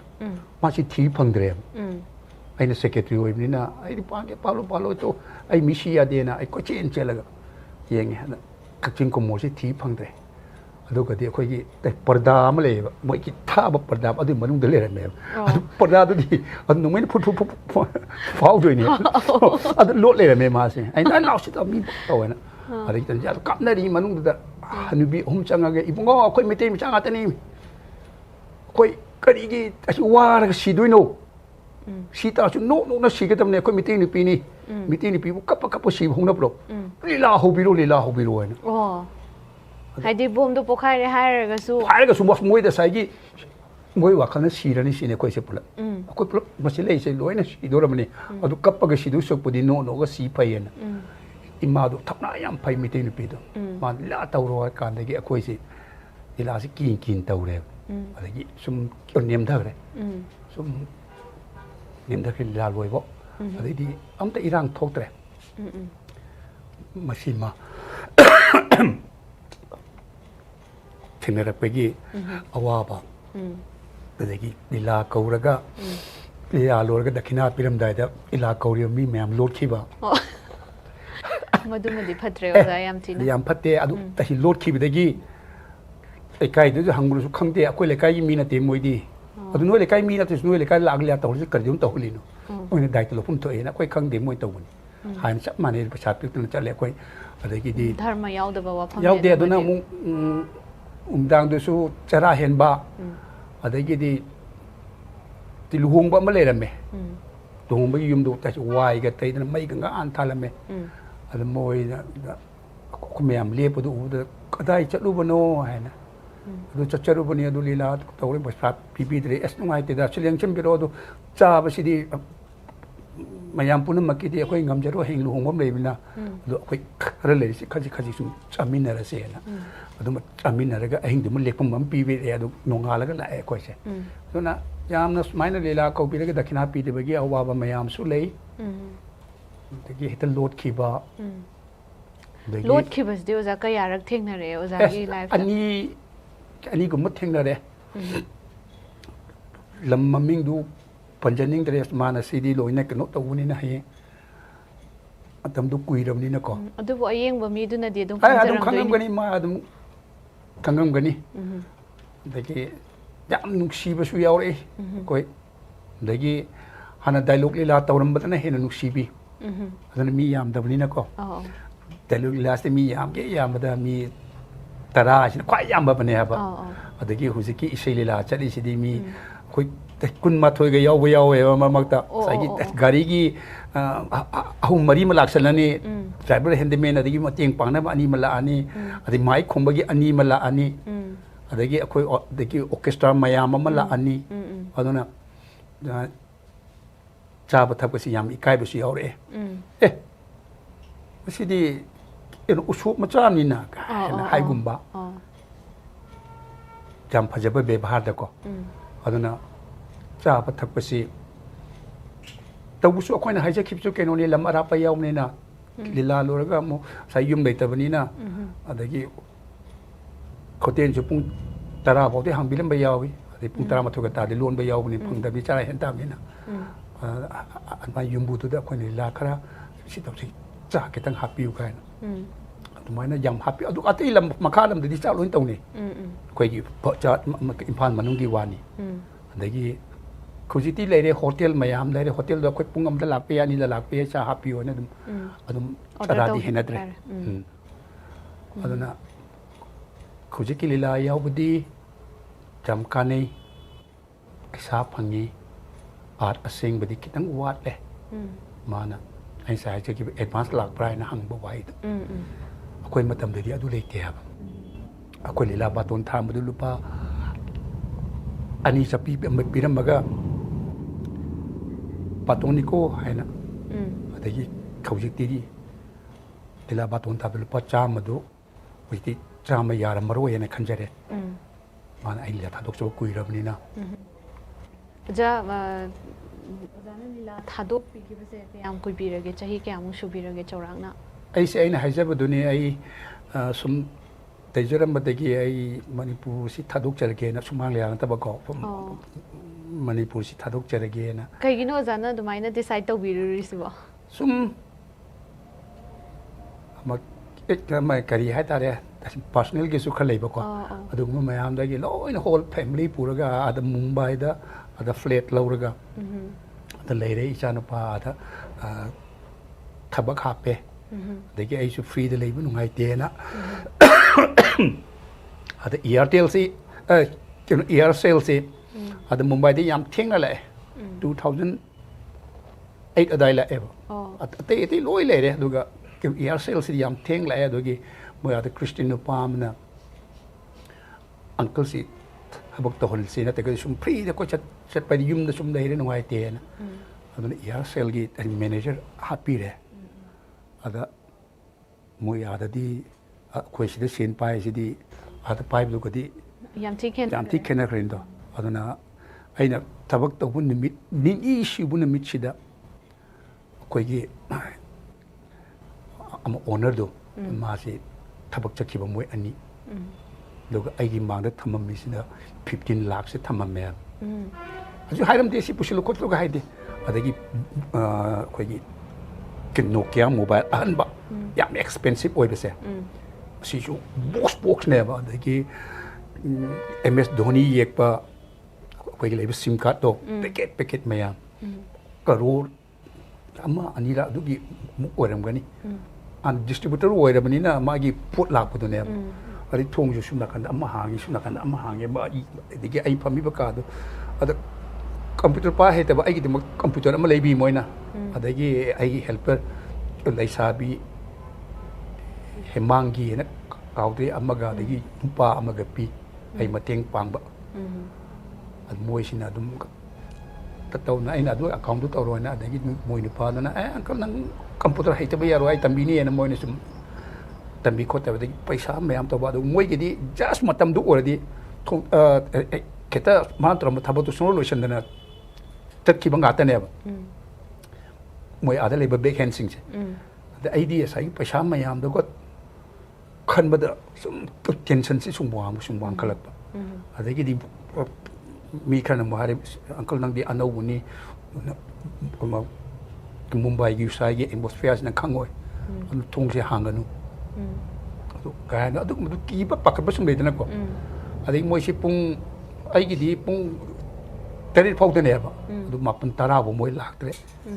แต่ไอ้น่ะปูเด็ดโอ้ยนะครับแล้วก็โซ่ล้นแล้วก็ปูเนี่ยเด็กหนุ่มงานแล้วล่ะการได้หนังง่างอย่างพอไปนั่นแต่สังกัดแกชุนที่นั่งใช่ไหมเราดูปูอย่างตรงนี้มันได้เมื่อมาให้กันแต่ยาที่นั่งไอ้ขนาดเราขังไอ้เลยผมขังเรื่องนั้นมาไอ้ใช่ไหมเราไอ้มีเขาปูดีอันนั้นใครที่กันนี่อะไรกี่ไอ้ไอ้นี่ที่โน้นได้เกลี่ยนั่งให้สิ่งที่แบบนั้นที่เรียกนั่นแบบนั้นไอ้ที่โน้ตอิสเตอร์ก็ได้นุขังปนเตะไอ้การจุ่มเนี่ยก็เลยตัวI believe in you ไอ้นั่งยำท่าเจ้าคอยนะมันเป็นนั่งอยู่ในโซนิ่งมันป่านี่หายนั่นเต่าละกันแต่ ꯁꯨꯝ ꯑꯗꯨꯒꯤ ꯋꯥꯈꯜ ꯅꯣꯡꯃꯒꯤ ꯁꯨꯝ ꯐꯔꯛꯀꯗ꯭ꯔꯒ ꯄꯩꯁꯥꯗꯤ ꯁꯨꯝ ꯌꯥꯝꯕ ꯁꯨꯝ ꯍꯦꯟꯀꯠꯂꯛꯑꯦ ꯑꯗꯒꯤꯗꯤ ꯑꯩꯒꯤꯗꯃꯛꯇ ꯃꯣꯏꯅ ꯑꯗꯒꯤ ꯑꯥꯏꯔꯟ ꯆꯦꯁ ꯒꯣꯗꯦꯖꯇꯣ ꯎꯄꯨ 2 ꯄꯤꯔꯦ ꯑꯗꯨ ꯄꯤꯛ ꯊꯟꯖꯜꯂꯛꯑꯦ ꯄꯩꯁꯥꯅ ꯑꯗꯩ ꯎꯠꯊꯣꯛꯈꯤꯕꯁꯨ ꯄꯨꯊꯣꯛꯏꯀꯣ ꯑꯗꯨꯅ ꯇꯦꯟꯁꯟ ꯂꯥꯛꯄꯗꯒꯤ ꯑꯩ ꯁꯨꯝ ꯐꯝꯃꯝꯕꯗꯒꯤ ꯁ꯭ꯇ꯭ꯔꯣꯛ ꯇꯧꯔꯛꯄꯅꯦꯕ ꯑꯩꯁꯦ ꯑꯗꯨꯕꯨ ꯑꯩꯁꯦ ꯍꯥꯏꯖꯈꯤꯕ uncle you are one of the lucky fellow ꯍꯥꯏꯗꯣ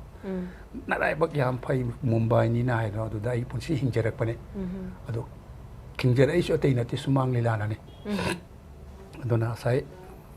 ꯑꯃ ꯑꯣꯖꯤꯠꯅ ꯍꯪꯕꯤꯈꯤꯕ ꯃꯦꯃꯣꯔꯤ ꯑꯁꯤ ꯃꯥꯡꯗꯕ꯭ꯔꯥ ꯍꯥꯏꯗꯣ ꯃꯦꯃꯣꯔꯤ ꯂꯣꯏꯅ ꯃꯥꯡꯉꯤ ꯅꯤꯡꯁꯤꯡꯕ ꯉꯝꯗꯦ ꯅꯤꯡꯁꯤꯡꯅꯕ ꯍꯣꯠꯅꯕꯗ ꯋꯥꯏ ꯑꯗꯒꯤ ꯁꯨꯝ ꯐꯝ ꯂꯩꯕꯗ ꯑꯩꯒꯤ ꯂꯩꯖꯕ ꯌꯨꯝꯗꯨ ꯃꯊꯣꯟ 5ꯅꯤ ꯑꯗꯨꯗ ꯊꯣꯡꯅꯥꯎ ꯍꯥꯡꯇꯣꯛ ꯌꯦꯡꯀꯥꯟꯗ ꯑꯦꯂꯦꯛꯇ꯭ꯔꯤꯛ ꯋꯥꯌꯔꯁꯤ ꯄꯨꯏꯌꯦ ꯑꯦꯂꯦꯛꯇ꯭ꯔꯤꯛ ꯋꯥꯌꯔꯁꯤ ꯄꯥꯏꯔꯒꯗꯤ ꯅꯨꯡꯉꯥꯏꯅꯤꯗ ꯋꯥꯈꯜꯁꯤꯗ ꯈꯜꯂꯛꯏꯕ ꯋꯥꯈꯜꯁꯤꯗ ꯑꯗꯒꯤ ꯑꯃ ꯑꯩꯈꯣꯏ ꯂꯩꯁꯦ ꯑꯟꯙꯦꯔꯤ ꯋꯦꯁ ꯀꯣ ꯑꯗꯨꯗ ꯑꯩꯈꯣꯏ ꯔꯦꯜꯋꯦ ꯁ꯭ꯇꯦꯁꯟꯗꯒ ꯃꯌꯥꯝ ꯁꯨꯝ ꯊꯕꯛ ꯆꯠꯄ ꯃꯇꯝ ꯔꯦꯜꯁꯤ ꯀꯟꯅ ꯊꯧꯔꯛꯄꯁꯦ ꯑꯁꯤꯒꯤ ꯃꯃꯥꯡꯗ ꯐꯟ ꯆꯣꯡꯁꯜꯂꯗꯤ ꯅꯨꯡꯉꯥꯏꯅꯤꯗ ꯀꯥꯏꯅ ꯋꯥꯈꯜꯁꯤꯗ ꯌꯥꯝ ꯂꯥꯛꯑꯦ ꯑꯗꯒꯤ ꯑꯃꯅ ꯀꯔꯝꯕ ꯏꯟꯁꯤꯗꯦꯟꯠꯀꯨꯝꯕ ꯊꯦꯡꯅꯔꯨꯕꯗꯩꯅ ꯁꯤꯒꯨꯝꯕ ꯅꯦꯒꯦꯇꯤቭ ꯑꯣꯏꯕ ꯃꯌꯥꯝ ꯑꯃ ꯂꯥꯛꯏꯁꯦ ꯑꯣꯖꯥ ꯁꯤ ꯀꯩꯅꯣꯅꯤ ꯑꯩ ꯍꯥꯏꯖꯗꯣꯏꯅꯤ ꯑꯃ ꯀꯩꯅꯣꯅꯤ ꯗꯥꯏꯕꯤꯇꯤꯁꯇ ꯕꯦꯁ ꯇꯧꯕ ꯍꯥꯏꯇꯥꯔꯦꯀꯣ ꯁꯨꯒꯔ ꯋꯥꯡꯈꯠꯂꯛꯄꯒꯤ ꯃꯇꯥꯡ ꯑꯗꯒꯤ ꯁꯨꯅꯤꯡꯗꯕ ꯏꯂꯥ ꯌꯥꯎꯕꯅꯤꯅ ꯁꯨꯅꯤꯡꯗꯕ ꯌꯥꯝꯅ ꯁ꯭ꯇꯥꯏꯜ ꯑꯃꯔꯣꯝꯗ ꯂꯩꯅꯤꯡꯕ ꯀꯔꯤ ꯁꯨꯔꯨꯗꯣꯏꯅꯣ ꯑꯩꯈꯣꯏꯅ ꯀꯔꯤ ꯁꯨꯔꯨꯗꯤ ꯄꯥꯎꯅꯥ ꯕꯖꯥꯔꯗ ꯑꯩꯈꯣꯏꯒꯤ ꯏꯪꯈꯣꯜꯗ ꯑꯃ ꯃꯅꯥ ꯃꯁꯤꯡ ꯃꯆꯦꯠ ꯑꯃꯇꯪ ꯊꯥꯅꯕ ꯂꯩꯕ꯭ꯔꯥ ꯍꯥꯏꯕ ꯏꯪꯈꯣꯜ ꯃꯆꯦꯠ ꯁꯨꯛ ꯆꯥꯎꯕ ꯂꯩꯇꯦꯕ ꯑꯩꯈꯣꯏ ꯄꯥꯎꯅꯥ ꯕꯖꯥꯔꯗꯤ ꯍꯦꯛ ꯀꯥꯟꯊꯣꯏ ꯄꯥꯎꯅꯥ ꯕꯖꯥꯔꯒꯤ ꯂꯝꯕꯤ ꯂꯩꯔꯦ ꯑꯗꯩ ꯃꯅꯤꯡꯗꯅ ꯅꯝꯕꯨꯜ ꯇꯨꯔꯦꯟ ꯂꯩꯔꯦ ꯀꯥꯏꯗꯅꯣ ꯑꯩꯈꯣꯏꯅ ꯄꯣꯠ ꯆꯩ ꯏꯟꯖꯥꯡ ꯅꯥꯄꯤ ꯊꯅꯉꯥꯏ ꯂꯩꯇꯦ ꯑꯗꯨꯅ ꯍꯩꯁꯨ ꯍꯩꯇꯦ ꯑꯗꯒꯤ ꯏꯃꯥ ꯏꯄꯥꯅ ꯅꯨꯡꯉꯥꯏꯅ ꯀꯦꯊꯣꯛ ꯃꯣꯊꯣꯛꯅ ꯌꯣꯜꯂꯛꯄꯅꯤꯅ ꯊꯕꯛ ꯁꯨꯕ ꯍꯩꯇꯦ ꯑꯗꯒꯤ ꯃꯩꯇꯩꯒꯤ ꯑꯣꯏꯕ ꯆꯤꯟꯖꯥꯛꯀꯤ ꯃꯃꯤꯡꯐꯥꯎ ꯈꯪꯗꯦ ꯑꯩꯈꯣꯏꯅ ꯈꯪꯉꯤꯁꯤ ꯀꯩꯁꯥꯝꯄꯥꯠꯇ ꯆꯠꯂꯒ ꯏꯟꯖꯥꯡ ꯈꯔ ꯂꯩꯔꯨꯕ ꯑꯗꯨ ꯏꯟꯖꯥꯡꯗꯣ ꯈꯥꯃꯦꯟ ꯑꯗꯩ ꯑꯂꯨ ꯌꯦꯔꯨꯝ ꯑꯗꯨꯒꯨꯝꯕꯗꯅꯤ ꯈꯪꯉꯤꯕ ꯑꯗꯨꯒ ꯌꯥꯝ ꯃꯔꯨ ꯑꯣꯏꯕ ꯑꯗꯨ ꯁꯨꯡꯈꯪ ꯈꯪꯉꯛꯇꯦ ꯅꯣꯡꯃ ꯃꯐꯝ ꯑꯃꯗ ꯆꯠꯄ ꯃꯇꯝꯗ ꯑꯗꯨꯗ ꯀꯣꯟꯌꯥꯏ ꯂꯩꯕ꯭ꯔꯥ ꯌꯦꯡꯉꯨ ꯍꯥꯏ ꯇꯛ ꯌꯦꯡꯉꯤ ꯁ꯭ꯇꯔꯤ ꯑꯃꯗꯤ ꯎꯏꯌꯦꯕ ꯂꯩꯇꯦ ꯀꯣꯟꯌꯥꯏꯗꯨ ꯏꯁꯇ꯭ꯔꯤꯁꯦ ꯏꯁꯇ꯭ꯔꯤꯅꯦ ꯍꯥꯏꯕꯁꯦ ꯈꯪꯗ꯭ꯔꯤꯕ ꯈꯪꯗꯕ ꯍꯦꯛꯇ ꯍꯧꯖꯤꯛꯇ ꯅꯣꯏ ꯅꯕꯥꯏꯅ ꯊꯝꯃꯝꯃꯅꯤ ꯂꯩꯕ꯭ꯔꯥ ꯌꯦꯡꯉꯣꯅꯤ ꯑꯃꯨꯛ ꯌꯦꯡꯉꯤ ꯂꯩꯇꯦ ꯑꯗꯨꯒ ꯁ꯭ꯇꯔꯤ ꯑꯃꯗꯤ ꯂꯩꯌꯦ ꯍꯥꯏ ꯑꯗꯨꯗꯤ ꯃꯌꯥꯝ ꯅꯣꯛꯑꯦꯕ ꯑꯗꯣ ꯑꯩꯈꯣꯏꯅ ꯃꯁꯤ ꯍꯥꯏꯔꯨꯔꯒ ꯃꯌꯥꯝ ꯀꯔꯤ ꯈꯟꯗ꯭ꯔꯦ ꯒꯞ ꯇꯧꯏꯅꯤꯒ ꯍꯥꯏꯔꯛꯀꯅꯤ ꯇꯁꯦꯡꯅ ꯈꯪꯗꯕꯅꯤ ꯑꯗꯨꯅ ꯁꯤꯒꯨꯝꯕ ꯑꯩꯈꯣꯏꯒꯤ ꯃꯩꯇꯩꯒꯤ ꯑꯣꯏꯕ ꯌꯥꯝ ꯂꯨꯕ ꯋꯥꯍꯩꯁꯦ ꯑꯩꯈꯣꯏꯅ ꯕꯖꯥꯔ ꯃꯅꯨꯡꯗ ꯑꯩꯈꯣꯏꯒꯤ ꯑꯇꯣꯞꯄ ꯃꯤꯔꯝꯒꯤ ꯃꯆꯥꯁꯤꯡ ꯂꯣꯏ ꯂꯩꯕ ꯑꯗꯒꯤ ꯇ꯭ꯔꯥꯏꯕꯦꯜ ꯏꯃꯥꯟꯅꯕꯁꯤꯡ ꯑꯗꯨꯝ ꯇꯝꯃꯤꯟꯅꯔꯛꯄ ꯀꯣ ꯑꯗꯨꯒꯨꯝꯕ ꯃꯌꯥꯝ ꯗꯣꯟ ꯕꯣꯁꯀꯣ ꯂꯤꯇꯜ ꯐ꯭ꯂꯥꯋꯔ ꯁ꯭ꯀꯨꯜ ꯑꯗꯨ ꯁꯨꯝ ꯇꯝꯃꯛꯄꯅꯤꯅ ꯑꯩꯈꯣꯏ ꯃꯩꯇꯩꯔꯣꯟꯒꯤ ꯀꯌꯥꯁꯦ ꯑꯩꯈꯣꯏꯗ ꯇꯧꯔꯛꯇꯕ ꯑꯗꯨꯅ ꯁꯤꯒꯨꯝꯕ ꯌꯥꯝ ꯈꯪꯗꯦ ꯑꯗꯨꯅ ꯃꯩꯇꯩꯒꯤ ꯑꯣꯏꯕ ꯃꯌꯥꯝ ꯑꯃ ꯑꯩꯈꯣꯏꯗ ꯂꯩ ꯑꯗꯣ ꯍꯧꯖꯤꯛꯇꯤ ꯌꯥꯝ ꯏꯪꯉꯦ ꯏꯕꯦꯝꯃ ꯍꯧꯖꯤꯛꯇꯤ ꯀꯔꯤꯝꯇ ꯇꯧꯗ꯭ꯔꯦ ꯌꯨꯝꯗ ꯏꯆꯥꯁꯤꯡ ꯂꯩꯔꯦ ꯏꯆꯥꯅꯨꯄꯤ 3 ꯃꯌꯨꯝ ꯄꯥꯟꯈ꯭ꯔꯦ ꯑꯃꯅ ꯃꯨꯝꯕꯥꯏꯗ ꯄꯥꯜꯂꯦ ꯑꯃꯅ ꯀꯋꯥꯗ ꯄꯥꯜꯂꯦ ꯑꯃꯅ ꯍꯤꯌꯥꯡꯊꯥꯡꯗ ꯄꯥꯜꯂꯦ ꯏꯆꯥꯅꯨꯄꯥ ꯑꯇꯣꯝꯕꯗꯨꯅ ꯑꯩ ꯅꯥꯛꯇ ꯂꯩꯔꯤ ꯑꯗꯨꯒ ꯋꯥꯈꯜꯁꯦ ꯏꯪꯅꯕꯅ ꯁ꯭ꯄꯤꯔꯤꯆꯨꯋꯦꯜ ꯂꯣꯝꯗ ꯑꯣꯖꯥ ꯑꯗꯨꯅꯦ ꯍꯥꯏꯗꯤ ꯑꯍꯟ ꯑꯣꯏꯔꯛꯑꯒꯗꯤꯀꯣ ꯈꯤꯇꯪ ꯑꯗꯨꯒꯨꯝꯕ ꯁ꯭ꯄꯤꯔꯤꯆꯨꯋꯦꯜ ꯋꯥꯔꯜꯗ ꯑꯃ ꯆꯪꯁꯤꯜꯂꯛ ꯇꯥꯔꯒꯗꯤ ꯃꯁꯤꯅ ꯌꯥꯝꯅ ꯄꯤꯁꯐꯨꯜ ꯑꯝꯇ ꯀꯥꯝ ꯌꯥꯝ ꯅꯨꯡꯉꯥꯏꯕ ꯄꯨꯟꯁꯤ ꯑꯃꯅꯤ ꯑꯩꯈꯣꯏꯅ ꯑꯗꯨꯕꯨ ꯄꯥꯝꯖꯔꯨꯕ ꯀꯧꯕꯅꯤꯅ ꯗꯣꯛꯇꯔꯁꯤꯡꯅ ꯍꯥꯏꯕꯅꯤꯅ ꯂꯤꯂꯥꯗꯤ ꯄꯥꯛ ꯊꯥꯗꯣꯛꯈꯤꯅꯨ ꯍꯥꯏꯕꯗꯨꯗ ꯍꯧꯖꯤꯛ ꯗꯤꯔꯦꯛꯇꯔ ꯂꯥꯏꯟꯗ ꯂꯣꯏ ꯂꯩꯔꯦ ꯗꯤꯔꯦꯛꯁꯟꯁꯤꯁꯨ ꯌꯥꯝ ꯅꯨꯡꯉꯥꯏ ꯋꯥꯁꯨ ꯋꯥꯏ ꯑꯗꯒꯤ ꯅꯨꯄꯥꯁꯤꯡꯁꯨ ꯂꯥꯛꯏ ꯅꯨꯄꯤꯁꯤꯡꯁꯨ ꯂꯥꯛꯏ ꯑꯗꯨꯅ ꯅꯈꯣꯏꯒꯤꯁꯨ ꯀꯔꯤꯒꯨꯝꯕ ꯈꯪꯅ ꯆꯥꯟꯅꯕ ꯏꯆꯤꯜ ꯏꯅꯥꯎꯁꯤꯡ ꯁꯨꯃꯥꯡ ꯂꯤꯂꯥ ꯇꯧꯅꯤꯡꯕ ꯇꯥꯔꯒꯗꯤ ꯑꯩꯅꯥꯛꯇ ꯊꯥꯕꯤꯔꯛꯎ ꯑꯣꯖꯥ ꯑꯗꯣ ꯑꯣꯖꯥꯒꯤ ꯍꯥꯏꯗꯤ ꯄꯨꯟꯁꯤꯒꯤ ꯋꯥꯔꯤ ꯐꯦꯃꯤꯂꯤꯒꯤ ꯋꯥꯔꯤꯁꯨ ꯌꯥꯝ ꯅꯨꯡꯉꯥꯏꯔꯤ ꯑꯗꯣ ꯑꯣꯖꯥ ꯑꯩꯈꯣꯏꯒꯤ ꯑꯣꯖꯥꯅ ꯂꯤꯂꯥꯒꯤ ꯂꯝꯁꯤꯗ ꯁꯨꯃꯥꯡ ꯂꯤꯂꯥꯒꯤ ꯂꯝꯁꯤꯗ ꯆꯪꯁꯤꯟꯕꯤꯔꯛꯑꯒ ꯉꯁꯤ ꯐꯥꯎꯕꯗ ꯑꯣꯖꯥꯅ ꯀꯨꯝꯕꯤꯈꯤꯕ ꯂꯤꯂꯥꯁꯦ ꯂꯤꯂꯥ ꯀꯌꯥꯃꯨꯛꯇꯤ ꯁꯨꯕꯤꯈ꯭ꯔꯦ ꯃꯁꯤ ꯑꯟꯀꯥꯎꯟꯇꯦꯕꯜꯅꯤ ꯉꯁꯥꯏꯒꯤ ꯑꯩ ꯉꯁꯥꯏꯁꯨ ꯍꯥꯏꯖꯈꯤ ꯍꯥꯟꯅ ꯆꯍꯤ 5ꯒꯤ ꯃꯃꯥꯡꯗ ꯂꯤꯂꯥ ꯌꯥꯎꯔꯝꯕ ꯑꯩꯈꯣꯏ ꯑꯣꯖꯥꯁꯤꯡ ꯑꯃꯒ ꯑꯩꯒ ꯂꯤꯂꯥ ꯁꯤ ꯌꯦꯡꯅꯕ ꯃꯇꯝꯗ ꯑꯩꯅ ꯍꯦꯟꯅ ꯀꯨꯝꯃꯦ ꯍꯥꯏꯖꯕꯗꯣ ꯉꯁꯥꯏꯒꯤ ꯏꯁꯝ ꯁꯝꯅ ꯍꯥꯏꯔꯕꯗ ꯆꯥꯛꯊꯦꯛꯄꯤꯁꯤ ꯑꯩꯅ ꯌꯥꯎꯖꯗ꯭ꯔꯤꯉꯩ ꯃꯇꯝ ꯌꯥꯝ ꯉꯜꯂꯤꯉꯩ ꯃꯇꯝꯗ ꯁꯪꯁꯀꯥꯔꯒꯤ ꯃꯩꯔꯤꯅ ꯃꯣꯏ ꯑꯃ ꯁꯥꯟꯅꯔꯝꯕ꯭ꯔꯥ ꯈꯪꯗꯦ ꯑꯗꯨꯁꯨ ꯌꯥꯝꯅ ꯃꯃꯤꯡ ꯆꯠꯈꯤꯕ ꯂꯤꯂꯥ ꯑꯃ ꯑꯗ ꯑꯣꯏꯈꯤ ꯑꯩ ꯃꯔꯨꯞ ꯅꯔꯦꯟꯗ꯭ꯔ ꯅꯤꯡꯒꯣꯝꯕꯅ ꯑꯍꯥꯟꯕ ꯃꯇꯝꯗ ꯍꯤꯔꯣ ꯀꯨꯝꯃꯤ ꯃꯗ ꯈꯨꯃꯟ ꯖꯤꯂꯥ ꯌꯥꯎꯔꯤ ꯑꯗꯒꯤ ꯀꯛꯆꯤꯡ ꯀꯨꯃꯣꯟ ꯌꯥꯎꯔꯤ ꯑꯗꯨ ꯃꯄꯥ ꯁꯥꯕ ꯑꯃ ꯂꯥꯛꯇꯗꯅ ꯑꯩꯅ ꯀꯨꯝꯖꯩ ꯑꯗꯨꯁꯨ ꯑꯩ ꯔꯦꯀꯣꯔꯠꯇꯗꯤ ꯑꯗꯨꯝ ꯑꯩ ꯍꯥꯞꯆꯤꯟ ꯇꯥꯕ ꯑꯩꯅ ꯀꯨꯝꯕꯅꯤꯅ ꯑꯗꯨꯝ ꯍꯥꯞꯆꯤꯟꯖꯔꯦ ꯑꯗꯒꯤ ꯑꯇꯩ ꯂꯤꯂꯥ ꯑꯣꯐꯤꯁ ꯃꯌꯥꯝ ꯑꯗꯨꯗ ꯌꯦꯅꯤꯡ ꯊꯥꯅ ꯂꯥꯛꯄꯗ ꯍꯥꯏꯅ ꯄꯥꯔꯇꯤ ꯑꯃ ꯂꯩꯔꯝꯃꯦ ꯑꯗꯨꯝ ꯃꯥꯏ ꯃꯃꯤꯡꯗꯣ ꯀꯪꯂꯩꯆꯥ ꯀꯪꯂꯩꯆꯥ ꯑꯥꯔꯇꯤꯁ ꯌꯨꯅꯤꯌꯟ ꯃꯥꯒꯤꯗ ꯂꯤꯂꯥ 4-5 ꯑꯃ ꯀꯨꯝꯃꯤ ꯂꯤꯂꯥ ꯃꯥꯟꯅꯗꯕꯤꯗ ꯀꯣ ꯉꯁꯥꯏꯒꯤ ꯅꯨꯃꯤꯠ ꯈꯨꯗꯤꯡ ꯀꯨꯝꯕ ꯅꯠꯇꯦ ꯃꯣꯏ ꯂꯤꯂꯥ ꯑꯗꯨ ꯂꯩ ꯃꯇꯝꯗ ꯃꯣꯏ ꯃꯤ ꯂꯥꯛꯇꯗꯅ ꯑꯩꯅ ꯀꯨꯝꯕꯤꯔꯨꯕ ꯑꯗꯒꯤ ꯊꯥ 2-3 ꯂꯩꯔꯒꯁꯨ ꯃꯣꯏ ꯑꯇꯣꯞꯄ ꯂꯤꯂꯥ ꯑꯃ ꯑꯗꯨ ꯀꯨꯝ ꯀꯥꯟꯗ ꯑꯗꯒꯤ ꯑꯣꯖꯥ ꯔꯨꯄꯆꯟꯗ꯭ꯔ ꯘꯣꯁ ꯑꯩꯒꯤ ꯂꯨꯅ ꯇꯤꯟꯅꯖꯕ ꯑꯔꯣꯞꯀꯤ ꯂꯩꯔꯥꯡ ꯏꯕ ꯅꯨꯄꯥꯁꯦ ꯃꯁꯤꯒꯤ ꯂꯤꯂꯥ ꯑꯍꯤꯡꯕ ꯚꯨꯠ ꯀꯥꯏꯅ ꯂꯩ ꯃꯥꯒꯤ ꯑꯗꯨ ꯂꯤꯂꯥ ꯍꯣꯝꯗꯥꯏꯗ ꯅꯨꯄꯥ ꯂꯥꯛꯇ꯭ꯔꯕ ꯑꯩꯒꯤ ꯄꯨꯟꯁꯤꯗ ꯈ꯭ꯋꯥꯏꯗꯒꯤ ꯉꯛꯄ ꯂꯤꯂꯥ ꯑꯃꯅ ꯐꯦꯁꯇꯤꯚꯦꯜ ꯊꯣꯛꯀꯗꯕ ꯂꯤꯂꯥꯅꯤꯀꯣ ꯑꯗꯣ ꯃꯅꯤꯄꯨꯔ ꯁ꯭ꯇꯦꯠ ꯀꯂꯥ ꯑꯦꯀꯥꯗꯃꯤꯗꯒ ꯑꯩꯈꯣꯏꯒꯤ ꯃꯅꯤꯄꯨꯔ ꯁ꯭ꯇꯦꯠ ꯁꯨꯃꯥꯡ ꯂꯤꯂꯥ ꯀꯥꯎꯟꯁꯤꯜꯒꯁꯤ ꯇꯣꯉꯥꯟ ꯇꯣꯉꯥꯟꯅ ꯉꯁꯥꯏꯒꯤ ꯏꯁꯩ ꯂꯤꯂꯥꯁꯤ ꯃꯅꯤꯄꯨꯔ ꯁ꯭ꯇꯦꯠ ꯀꯂꯥ ꯑꯦꯀꯥꯗꯃꯤꯅ ꯀꯔꯤ ꯍꯥꯏꯇꯥꯔꯦ ꯃꯁꯛ ꯈꯪꯗꯕ ꯍꯥꯏꯇꯥꯔꯦ ꯃꯇꯝꯗꯨꯗ ꯑꯗꯨꯝ ꯃꯣꯏꯅ ꯐꯦꯁꯇꯤꯚꯦꯜ ꯁꯤꯡꯕꯗ ꯁꯨꯞꯅꯇꯪꯒꯤ ꯀꯩꯅꯣ ꯗꯥꯏꯂꯣꯛ ꯂꯤꯂꯥ ꯈꯛꯇ ꯁꯤꯟꯕ ꯃꯣꯏꯅ ꯑꯗꯨꯒ ꯏꯁꯩ ꯂꯤꯂꯥꯁꯤ ꯅꯠꯇꯕ ꯗꯥꯏꯂꯣꯛ ꯂꯤꯂꯥꯒ ꯏꯁꯩ ꯂꯤꯂꯥꯒꯁꯤꯁꯨ ꯀꯌꯥꯝ ꯈꯦꯠꯅꯔꯤꯅꯣ ꯁꯥ ꯑꯃꯅ ꯗꯥꯏꯂꯣꯛ ꯉꯥꯛꯇꯅꯤ ꯏꯁꯩ ꯂꯤꯂꯥ ꯌꯥꯎꯕ ꯅꯠꯇꯦ ꯑꯃꯨꯛꯀ ꯏꯁꯩ ꯌꯥꯎꯕ ꯅꯠꯇꯦ ꯏꯁꯩ ꯑꯝꯇ ꯌꯥꯎꯗꯕꯤꯅꯦꯕ ꯏꯁꯩ ꯑꯝꯇ ꯌꯥꯎꯗꯕꯤꯅꯤ ꯑꯗꯣ ꯁꯛꯄ ꯇꯥꯔꯒꯁꯨ ꯃꯣꯏꯅ ꯆꯤꯟꯅ ꯇꯧꯔꯒ ꯑꯩꯈꯣꯏꯒꯤ ꯙꯨꯔꯀꯤꯅꯒ ꯊꯤꯜꯂꯒ ꯇꯧꯕꯅꯤ ꯑꯩꯈꯣꯏ ꯏꯁꯩ ꯂꯤꯂꯥꯅ ꯑꯗ ꯄ꯭ꯂꯦꯕꯦꯛ ꯇꯧꯔꯒ ꯑꯗꯒꯤ ꯍꯧꯖꯤꯛꯀꯥꯟꯒꯤ ꯃ꯭ꯌꯨꯖꯤꯛ ꯇꯣꯉꯥꯟ ꯇꯣꯉꯥꯟꯕ ꯑꯗꯨꯅꯤ ꯃꯈꯜꯒꯤ ꯃ꯭ꯌꯨꯖꯤꯛ ꯑꯗꯨꯒꯤ ꯋꯥꯔꯤꯁꯨ ꯀꯣꯟꯅ ꯂꯥꯛꯆꯒꯦ ꯑꯗꯨꯗ ꯑꯩꯈꯣꯏꯒꯤ ꯀꯥꯎꯟꯁꯤꯜꯅ ꯏꯍꯥꯟ ꯍꯥꯟꯅ ꯁꯤꯟꯕ ꯂꯤꯂꯥꯅꯤ ꯑꯩꯈꯣꯏꯒꯤ ꯐꯦꯁꯇꯤꯚꯦꯜꯁꯦ ꯃꯗꯨꯗ ꯑꯩꯀꯥ ꯆꯩꯇꯩ ꯇꯥꯕꯤꯔꯝꯒꯅꯤ ꯂꯥꯏ ꯑꯣꯏꯈ꯭ꯔꯦꯀꯣ ꯃꯥꯅ ꯀꯥꯎꯟꯁꯤꯜꯒꯤ ꯁꯦꯀ꯭ꯔꯦꯇꯔꯤ ꯑꯍꯥꯟꯕꯅꯤ ꯃꯥꯅ ꯕꯦꯡꯒꯣꯜꯁꯦ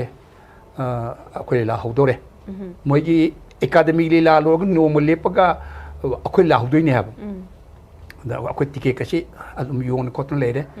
ꯑꯗꯒꯤꯗꯤ ꯕꯦꯡꯒꯣꯜ ꯂꯤꯂꯥ ꯍꯧꯗꯣꯔꯦ ꯑꯗꯨꯅꯅꯦ ꯅꯪ ꯊꯣꯛꯑꯣ ꯃꯥꯏꯀ꯭ꯔꯣꯐꯣꯟ ꯄꯥꯏꯔꯣ ꯃꯣꯏꯒꯤ ꯉꯁꯤꯒꯤ ꯊꯣꯛꯀꯗꯕ ꯀꯝꯄꯤꯇꯤꯇꯔꯗꯣ ꯑꯗꯨꯗꯨ ꯃꯣꯏꯒꯤ ꯏꯁꯩ ꯁꯛꯄ ꯑꯣꯔꯀꯦꯁꯇ꯭ꯔꯥꯒꯤ ꯒ꯭ꯔꯨꯞꯇꯣ ꯍꯥꯟꯅ ꯊꯣꯛꯑꯣ ꯀꯧꯊꯣꯔꯛꯑꯣ ꯑꯗꯨꯒ ꯃꯣꯏ ꯐꯝꯃ ꯃꯇꯨꯡꯗ ꯑꯩ ꯀꯧꯊꯣꯔꯛꯑꯣ ꯑꯃꯨꯛ ꯑꯩꯈꯣꯏꯅ ꯁꯨꯃꯥꯡ ꯂꯤꯂꯥꯒꯤ ꯏꯁꯩ ꯂꯤꯂꯥ ꯁꯤꯂꯤꯁꯤꯒꯤ ꯃꯔꯝꯗ ꯑꯩ ꯋꯥ ꯈꯔ ꯉꯥꯡꯒꯦ ꯑꯗꯨꯒ ꯂꯤꯂꯥ ꯍꯧꯔꯁꯤꯀꯣ ꯍꯥꯏꯅ ꯍꯥꯏ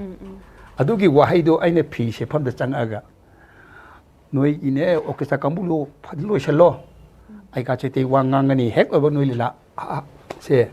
ꯅꯣꯏ ꯂꯤꯂꯥ ꯍꯧꯒꯗꯕꯅꯤꯀꯣ ꯍꯥꯏꯕ ꯋꯥꯍꯩꯁꯦ ꯍꯥꯏꯒꯦꯅ ꯆꯪꯉꯛꯄ ꯑꯩꯅ ꯐꯤ ꯁꯦꯠꯐꯝꯁꯤꯗ ꯃꯣꯏ ꯂꯤꯂꯥ ꯄꯥꯔꯇꯤꯁꯤꯗ ꯃꯣꯏꯁꯤ ꯃꯀꯣꯛ ꯄꯥꯏ ꯂꯩꯔꯝꯃꯦ ꯀꯩꯒꯤ ꯑꯣꯏꯗꯣꯏꯅꯣ ꯈꯪꯗꯦ ꯃꯀꯣꯛ ꯄꯥꯏꯔꯒ ꯑꯩꯅ ꯁꯦ ꯑꯥꯗ ꯑꯩꯀꯥ ꯆꯩꯇꯩ ꯅꯣꯏ ꯑꯣꯔꯀꯦꯁꯇ꯭ꯔꯥ ꯊꯣꯛꯑꯣꯀꯣ ꯐꯝꯃꯨꯔꯣ ꯑꯗꯨꯒꯅꯦ ꯑꯩꯀꯥ ꯆꯩꯇꯩ ꯋꯥ ꯀꯩꯗꯧꯅꯔꯦ ꯃꯌꯥꯝ ꯇꯧꯔꯤꯁꯤꯗꯤ ꯃꯨꯟꯅ ꯌꯦꯡꯉꯤ ꯑꯩꯒꯤ ꯅꯨꯡꯁꯤꯔꯕ ꯑꯣꯖꯥ ꯑꯩꯈꯣꯏꯒꯤ ꯑꯈꯨꯟꯕ ꯇꯈꯦꯜ ꯏꯕ ꯅꯨꯄꯥ NG ꯃꯣꯍꯦꯟꯁꯦ ꯃꯥꯁꯤꯅ ꯍꯥꯏ ꯑꯣꯖꯥ ꯑꯩ ꯂꯣꯏꯔꯦ ꯍꯥꯏ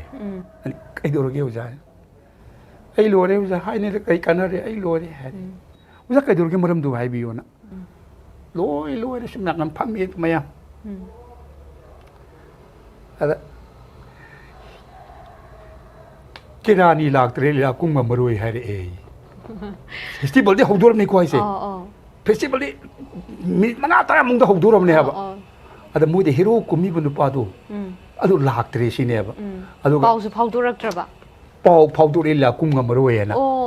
ꯑꯗꯨ ꯂꯤꯂꯥ ꯇꯝꯕꯒ ꯂꯣꯏꯅ ꯂꯣꯏꯔꯕ ꯇꯝꯕꯒ ꯂꯣꯏ ꯂꯣꯏꯔꯕꯅꯤ ꯃꯣꯏꯁꯦ ꯑꯗꯣ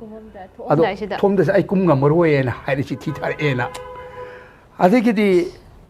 ꯁꯨꯝ ꯅꯥꯀꯟꯗ ꯍꯧꯖꯤꯛ ꯀꯃꯈ꯭ꯌꯥꯒꯤꯗ ꯍꯧꯖꯤꯛ ꯁꯅꯥꯂꯩꯄꯥꯛ ꯅꯥꯆꯣꯝꯗ ꯏꯁꯩ ꯁꯛꯂꯤꯕ ꯏꯕꯣꯝꯆꯥꯗꯣ ꯑꯩꯒꯤ ꯏꯁꯩ ꯁꯛꯄꯅꯦꯕ ꯑꯩꯒꯤ ꯑꯈꯨꯟꯕ ꯇꯈꯦꯜꯂꯩꯒꯤ ꯏꯁꯩ ꯁꯛꯄ ꯅꯨꯄꯥꯅꯦꯕ ꯃꯥꯒ ꯄ꯭ꯔꯣꯖꯦꯟꯁꯦ ꯃꯨꯟꯅ ꯌꯦꯡꯈꯠꯂꯛꯑꯦꯕ ꯑꯩꯉꯣꯟꯗ ꯑꯗꯩ ꯃꯣꯏꯁꯤ ꯉꯁꯥꯏꯒꯤ ꯃꯥꯏꯊꯣꯡ ꯃꯛꯂ ꯂꯩꯔꯝꯃꯒ ꯑꯩ ꯎꯕꯗ ꯈꯤꯇꯪ fresh ꯑꯣꯏꯔꯛꯄꯗꯣ เฟซบุ๊กไอ้จริงนะเอ็มมวยสิเฮ้ยมาสิขนมไฮโดเรนะไอ้ข้างนั่งดูนั่งยังไงมียังดูข้างไอ้ยาเนี่ยไอ้โทรเราคำที่บุ้งไม่ยัยสิเด้อจิเลเอไปสิบรูเจงไอ้บุ้มจ่าสิกุตันตันอะไรแต่มอตั้งไงบิโก้นะมาได้กี่ที่พาเรมวยนี่นะก็อาตัมพุชเลดูกี่ไอ้อุจามุเฮเนอุจานั่นแต่ไอ้ไมค์สิก็อักปีนบะมีเลยแต่งับปีอ่ะada in uza ingam zero ye kari lilane su khangde kari sadune su khangde kari ngang du ni su khangde la tam su uja hode de na adu uza na ngam gani hare matam du da ki akun mat kele di chen pi sa ba jamastan biren se jo ai ka thomi ne du ne tamo hare